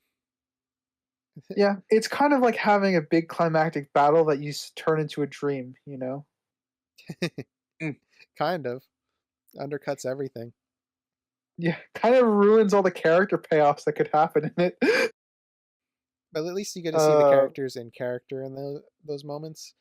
This Spencer being here changes the parents. Yeah, undoes everything we just saw. I agree. I'm not on the level of him being a removable character, Springs, but I would want to take him out of the final No. scene here. I Yeah, don't no, want him back alive. I don't think Spencer is on the list of removable characters at all for this film. But I think they could have made a stronger movie with something else than using Spencer. Maybe, maybe not. I mean, you can always do something, but Yeah, regardless, I mean, they clearly at the wanted a essence. family tragedy. I mean, Spencer's fine enough for that. What would you But want to again, replace that void, Springs? Could be the dad losing a job. Could be moving because of a job. Yeah, I mean, that's To mom or possible. dad. Just, I feel like the dead sibling slash son is a bit Oh, stronger. they could have moved because their town or their neighborhood became a satanic cult. that would be funny. I wouldn't want that one. But I do think that would undercut, I guess, the seriousness of the film a little bit. A little, but it would have fueled into why they're so adamant when so quickly into trying to help Liam when he brings up that he sees Satan. Maybe. I do like how the mom leaned towards the believing aspect in the kitchen scene. I don't know. It's just a nice Oh, yeah, addition, it's and she had harmless. the doubt of faith. I guess she brought up like God and devil in regards to Spencer dying, and I think that was kind of a cool thing to throw in. Nothing they dove too deep into, but I like that it's at least reference that she thinks about that. Yeah. No, that's nice. I guess just a check in. How's everyone's notes looking? I've still got a few left. I think I got 2. Okay, let's go to Crimson. Okay. So, little thing, how did Liam find his parents after leaving the Red Rum Motel? He didn't know where they were. They were driving around looking for him. So that was. I think that's all. That's what we just call coincidence. convenience. Oh, is that what that's I think called? he was just. I think he was walking home. He was and they were walking within home. the path. Yeah, and they could have been anywhere. They could have gone the Yeah. opposite direction when looking for him. They could have gone anywhere. They had no idea where he was going. Definitely not the Red Rum Motel. No. No, I just need that convenience then. Yeah. And I lied. I do have 3 pieces. Oh, well, then we'll go to you, writer. I do think that as much as I enjoyed the Ben Stiller cameo, mind you, I think he's an overrated comedic actor, but I did like I did think the scene went on a little bit too long. And this was the scene I referenced earlier of making me feel like I was wasting my time. This whole Lucifer thing went so long. It was killing me. It's lengthy. Yeah. And the CGI in the scene doesn't look that great. Like all the lava and everything. I kind of liked it, but it's not top tier or anything. But yeah, it was so long. I will even go to the point where it hit my subjective of it. It was not enjoyable. And even knowing now that it was Ben Stiller, because I didn't know it at the time, I think makes it even worse for me. He's so much better than this. Two comedic actors. And from one of your favorite comedy movies, Tropic Thunder. No, I thought you were saying Death Museum, best comedy. But yeah, Tropic Thunder. Jack Black's not in that. No, he's not. But yeah, so I do think this scene goes on a little too long. I guess what I liked about it is that Ben Stiller as the devil is like a very, very laid back man. Got a little bit of Zoolander. Yeah, got a little bit of Zoolander in him. And I do like that they established that they can't take Liam's soul because he's too, like, the wishes weren't like evil. So I do like that aspect, even though it raises so many fucking questions for Satan's like, what the fuck is he doing his whole life for centuries? Um, Yeah. And it's like, how do you measure something is selfless? Because even him asking for his parents to be happy makes him happy. So it is also a selfish wish, but it just Yeah, happens but to help asking for others. Gibby's teeth to be fixed That one's isn't really helping him. that one's the selfless one. But Lucifer was referencing the parents being a selfless one too. Yeah. And I said, no, that's well, selfish it could and be, selfless. well, it could be considered. It can be that the last one could be considered selfless to a point because he's going to die, or like he's going to go to hell. So like he's giving up his soul for it. So that could be seen as a selfless act. But he's benefiting out of it, which kind of goes in what Satan was saying earlier, that there's always something. There's nothing selfless, except the teeth. The teeth were selfless until he used that as leverage against Gibby later. Yeah. Yeah. So anyway, the scene lasted a little bit too long. Main Christmas scene still stands. Okay. And then the null and void, then I think it was too long, which aided into, or I guess disaided into the scene of just being too long itself. Yes, the null and void was too long, and also dumbed down Satan to a lower than I think he was through the movie. So I wouldn't say. When you mean the scene where he has with him in the bedroom? No, actually, with Lucifer, the null and void talk of I don't know what it Oh, is. right. That What was does long, null and void mean? and it made Null him and dumb. void means no void.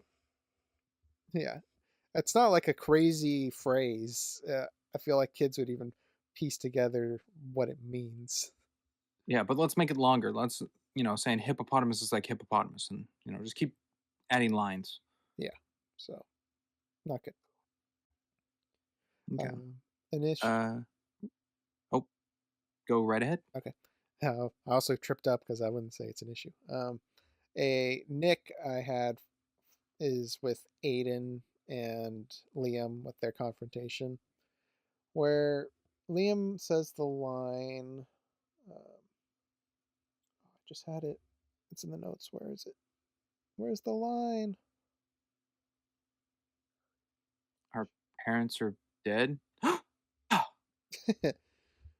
No, it was. Like, I was kind for something. What the flip? What the flip? Way to be prepared. Good job. I had it. I can go with one of my points unless you got one, Sprinks. Oh no, go right ahead. All right. Gives Crimson time. Yeah. I will jump to then. I do. I find it amusing that at the end of because again it causes problems, but it's also Satan being like tongue in cheeky with the fact that he didn't fix like the memories of his friends. So like Emma is like, oh well, Emma and Gibby still acted on their own. Now Emma thinks he doesn't have he has a dead brother. It's one of those little bits that I think is kind of tongue in cheek as far as comedy goes. But I do think it causes some world building problems. Okay. Yeah. I can see that.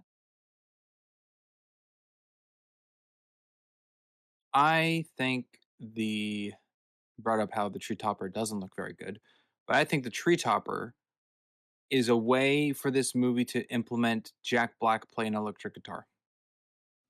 Oh yeah. Oh, absolutely. Definitely. Like I feel like that's the purpose of that. Well, the first thing I did was go listen to the greatest song in the world after this was done. Ah. I think that's an aspect, but I also think depicting a demon as an angel is kind of another aspect to the imagery. Yeah. True. I mean, the movie ends with being caught in a lie. Yeah, that's interesting. I'm curious how that's going to work out. Emma didn't even find out about the cancer thing. How it turns out. Emma didn't even find out about that. No.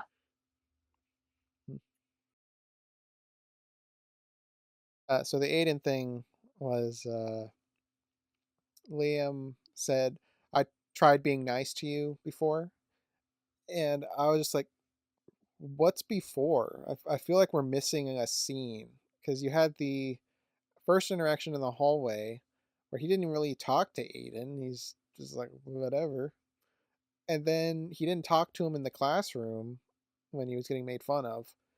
So the I tried being nice to you before. I think it feels like a scene was cut from the movie. Yeah, and it's missing a little bit. We could assume that he's nice to everybody, but it still would have been nice to see him try to be nice to Aiden. Yeah, because first one he's just there, he's indifferent, he's passive. Second, being made fun of, passive, doesn't interact. I wouldn't say either of those is being. I tried being kind to you. Yeah, one of the classic things is that kill them with kindness phrase. I think this has been done in a movie before where someone tries to live by that rule and then gets spat on for it, and then they come back angry, Yeah, assertive or whatever. It'd be a classic. It'd be a classic version of that. I think would be good. Yeah. I guess another thing I have. I wish instead of the post credit scene we had, or if we had another one to add, is with the doctor because he doesn't come back. Kind of just he's at the hospital and then he gets checked out of the hospital and that's it. No follow up. I think it'd be To be fair, funny. I think the doctor overstayed his welcome. Well, yeah, but we have him set and now he's kind of just gone with no closure really. He saw the Post Malone video and that was it. That was the end of him. So I think it would be kind of funny if Lucifer sent another demon on him or something. I don't know. Or I don't know. It just seems That'd be like a interesting. void that could be covered in a jokey post-credit scene. Like he did choke on a peanut and die, and now he's in hell. I don't know. Yeah.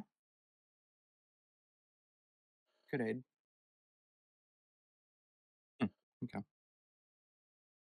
Shoot. Now I'm confused. Crimson, you had a point to go to that you were looking for with Aiden. Did you find that?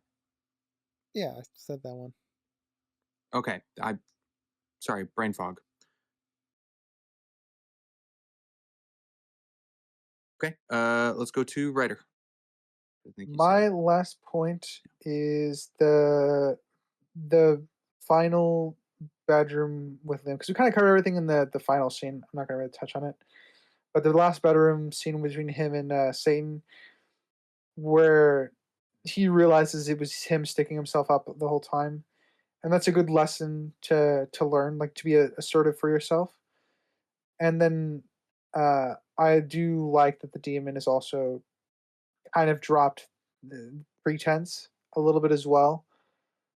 He doesn't know fully what he's going to make of his life yet, but he's happy to just do this one nice thing for Liam.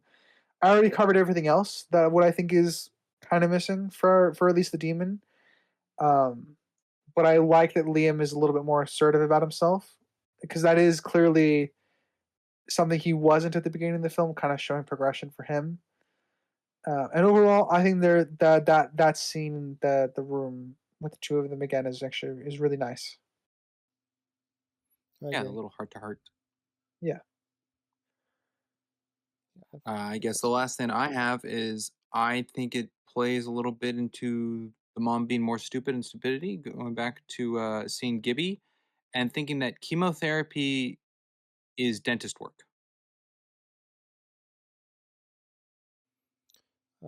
I suppose it's a sacrifice for comedy. Uh, that's all I see it as.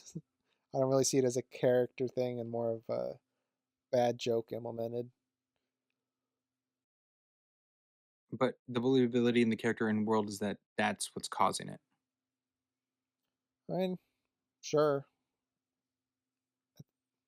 To be consistent with myself, I would have to. I'm gonna nick the character for that because I've said it before that jokes can damage character traits. I think that might be bad enough to at least nick the mom. Like them going along with believing that Gibby has cancer this whole time can be work. It can work. They're not around Gibby a lot. But seeing that Gibby's actually has a physical change with his teeth and to result it into, oh, chemo must be working and Gibby's not. Maybe Gibby doesn't fully know what chemo does, so that's why he doesn't correct her or, correct elders, but still her going to that seems for the sake, played for the sake of the joke, but does dumb the mom a little. Did she mention the teeth at all, or did she just think he looked healthier? I thought that's what she said. You look healthier. She didn't know what was different with him. She just knew he looked different.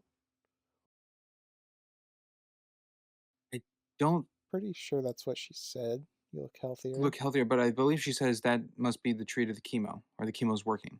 Yes. Well, remember they don't think he was real up until that point. They never met him. Oh, before. Oh, Well, they meet that him was a little while beforehand ago. when he comes to the house. They go to the Yeah. concert. Oh, what am I? What are you on then? This is what at am the I missing? Christmas carnival when the mom's looking around for Oh, Liam and Liam's at the hot dog stand. Okay, I'm now on the same page. Yeah, so Yeah, because at that point his teeth are changed. she's seen him once. She knows he's got cancer, in air quotes. She says he looks healthier. So, but she didn't address that it was the teeth. Because she probably didn't remember everything about his face. So I'm fine with some wiggle room, as she just didn't really know him well enough to judge what's different with him, just that he's different. Though teeth were quite defining. Sake of one introduction of a character, the change. Still an adult. I can see where you're coming from, but I'm still holding where I'm at. Fair enough. Right, does anybody have any last points to make? Shoot. Sounds like Crimson is just you, if you have any. I did, but I forgot what it was, so I guess I'll leave it be. Okay. With that, that is the full rundown of Dear Santa. We will now go into summaries and ratings. And let us begin with writer. Oh boy. All right. I'll do my subjective. I think this movie has some charm to it. Won't be going out of my way to watch it again, probably. I feel like I want to show this to one person. But in terms of my personal enjoyment, not much of the comedy landed with me. There's the novelty of Jack Black because I enjoy Jack Black as an actor and a character. No offense to Gibby, I don't think he's a great actor, and it did pull me out sometimes. He's a kid, but there are some good kid actors out there. So, and there's definitely a lot of cringe scenes where I feel like my soul is shriveling up. I'm probably at a 5 subjectively. It's not the worst thing in the world. I think it's got some heart to it. I just wish that the movie was uh, not as incongruent with itself. I'm trying to figure out the best way to describe it. It's you've been saying it's clanky. I'm my word for it is also very simpler. My word would be clunky. Uh, Almost one and the same. yeah. But yeah, so I'm at a 5. Objectively, I think I'm gonna try and go in a line for I think the plot is when tied to pacing can be problematic. It comes up quite a bit. Uh I think there's an issue with a lot of the way the comedy is being written, which does affect the pacing. Um I think the world building I have a lot of questions and not a lot of answers. I think some of the worst moments for the world building would be like the classroom where we're not sure why everyone is set up the way they are. Like, why are we here in this class and everyone's just doing animals? It'd be nice to get a bit of clarification. Um, n- Jumping into the concert and just being front row seats. Did the tickets affect anybody? Does it has like fairy godmother magic where people lose out on those tickets because they have them? Uh, there's some disconnects here and there with the world building that I think do pose some issues. Um, I think there's an overarching problem with Satan being his motivations, and I think that's the biggest nick to his character for me. Um, and I think that would help really, really like straighten out what his character is like and how I guess they're shaped would be the way I would phrase it. Their outcome. It would make the payoff more meaningful. I strangely think the parents ended up being my favorite characters personally on the subjective level. I think that's because there's a consistency with them, and they have a clear through line with their story from beginning to end. Um, I think there are some bits of dialogue that are clunky that can put nicks into their character. Uh, with the whole chemotherapy bit that Springs just brought up, or Crimson just brought up. One of you brought it up. uh, and then uh, the dad with the whole almost wishing it was a brain tumor so it could explain things. So there is some humor that does get hurled into their characters, but I think they've remained fairly consistent. Their arguments make sense in the sense that they're talking around the tragedy because they don't want to talk about the tragedy. And ultimately they confront that because, their living child is one being separated. And then the other glaring issue that I blame more on the plot that damages the characters, which is Spencer's return. I feel like it undercuts the characters, their payoffs a little bit. Um, so while I think they're great characters for most of the film, I do think they are undercut a little bit by the end. Um, Gibby, I think, is fine. I don't have any particular issues with the way he's written.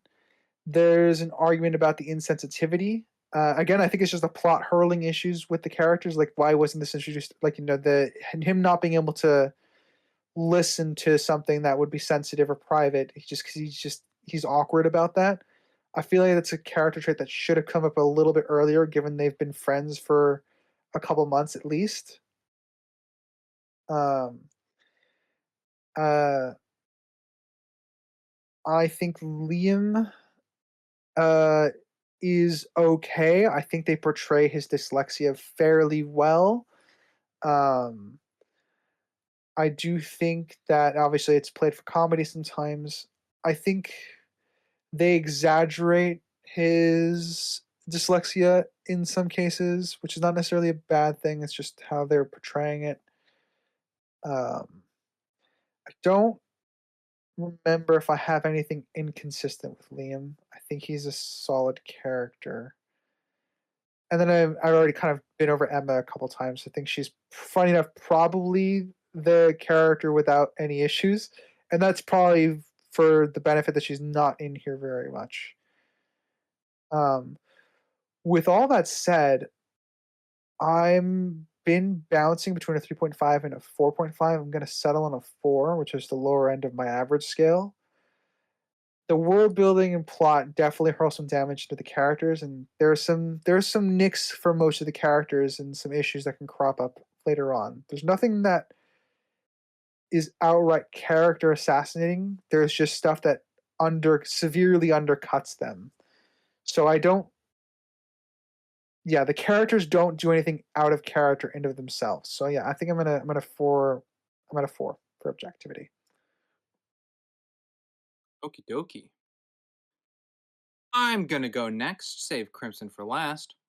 And I'm going to start with my objective. A little different, but seems a little fitting after what Ryder did. Let's start with what I think this movie does best. It has a plot, and its plot is, Liam screwing up a letter, a demon coming, giving wishes, how he goes about those to get what he wants and make things right, and all that, to then the demon just being there and his brother's back. Yay. I think the pacing is really bad. I think this is a very clunky movie, very chunked. Um, and that's with the segment of the wishes partially, but also with just like scenes seem too long, way too long. Like the whole demon talking to Satan seems way too long. The whole bad to the bone, evil jerkwad Liam seems too long. The Post Malone concert scene of just the concert seems too long. Um, it just seems like a lot of drawn out scenes.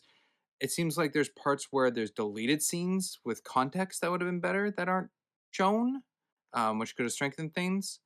Uh, I think I guess the car is the biggest like product placement. I mean, there's product placement, but it's very background stuff, not in your face. I think the car is kind of the in your face one.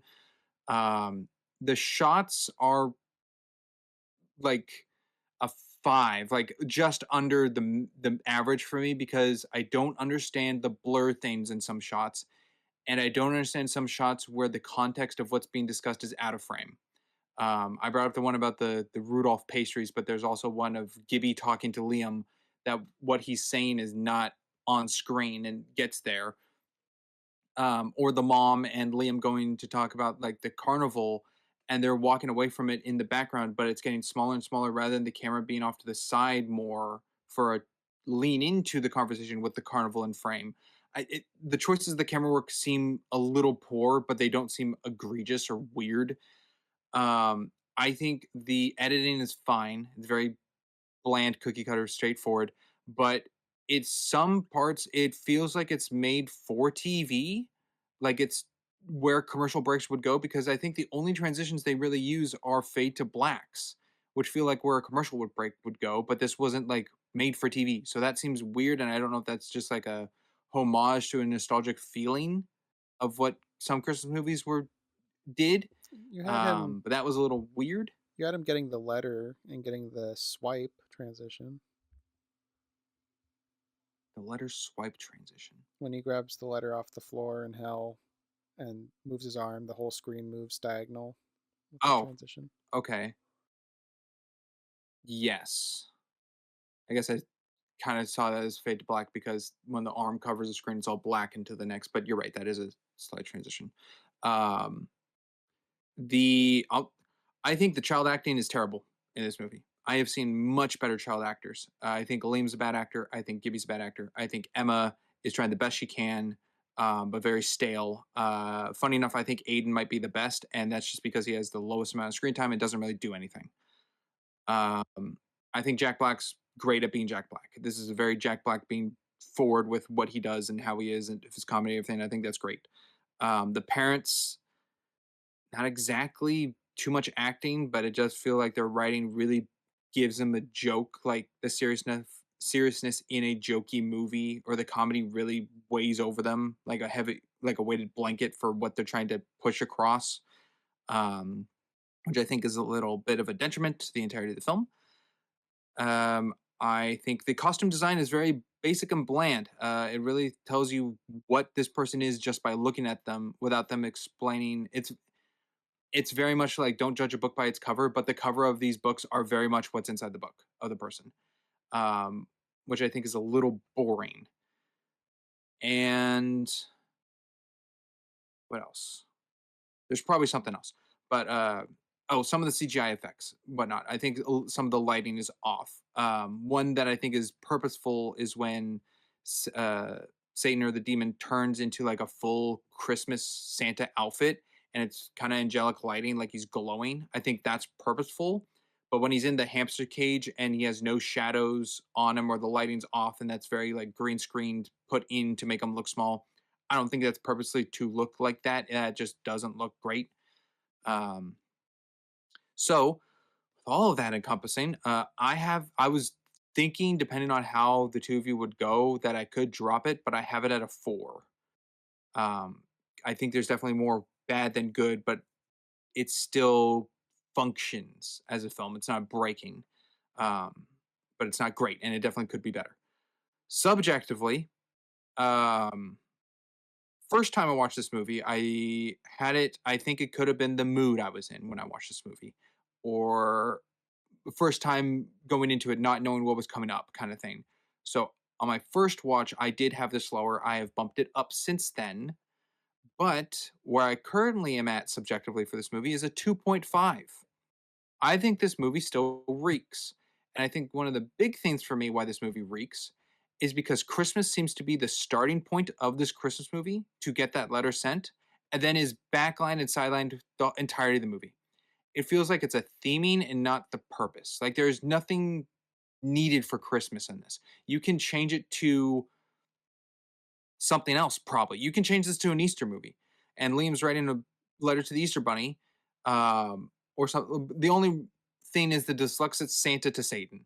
Like that's the main thing for it to be Christmas. But the Christmas carnival doesn't need to be a Christmas carnival. The brother being there on Christmas Day doesn't have to be Christmas Day.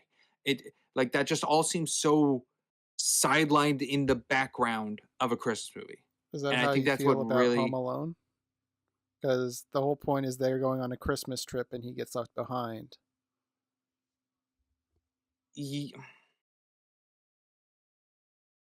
Partially. What's I the feel like in a difference? coverage of Home Alone, I would break that down more.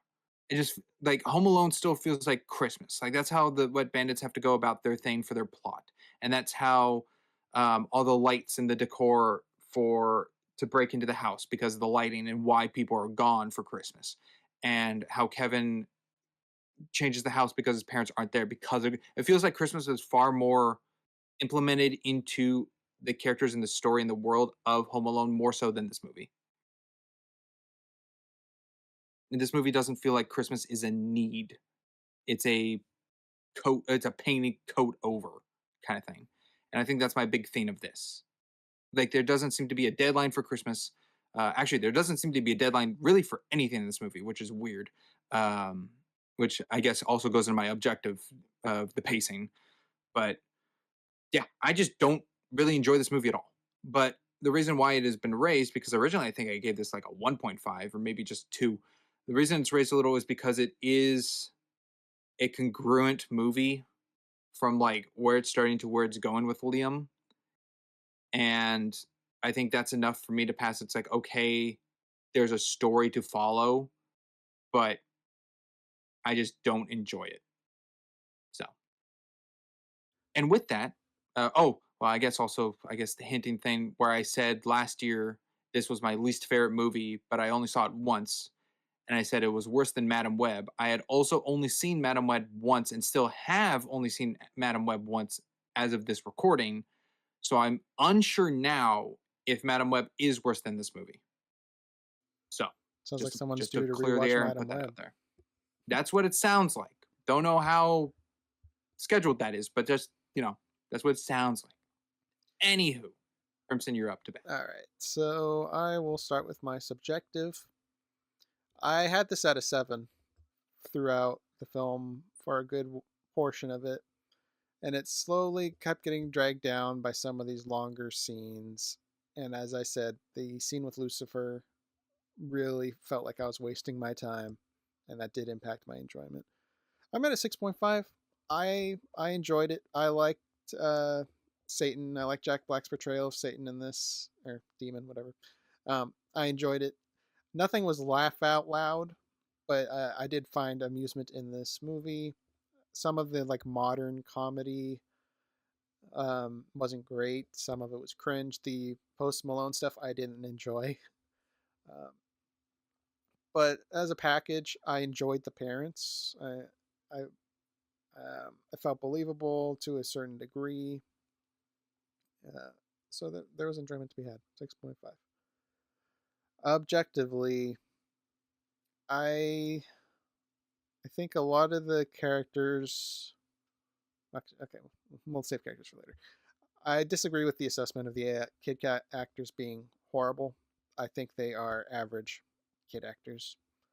I've seen a lot of stuff with far worse child actors, and this is not one of them for me. I don't think they're good. I don't think they're bad. I think they're middle average of the road. I think all the other actors are fine to good. I don't think anyone really stood out as bad as maybe the teacher, Mr. Charles. I think he might be the worst actor for me out of this. I think the CGI as a whole, on average, is good. Like the eyes, the particle effects of like the transformation from the Raven to him, emerging from the closet, transforming into Santa. I think a lot of those effects look good, but there are some standouts, as we've mentioned, being the tree topper and the cat for me. I don't think the rodent looked too bad. The plot, I think the plot's fine. Plot's good.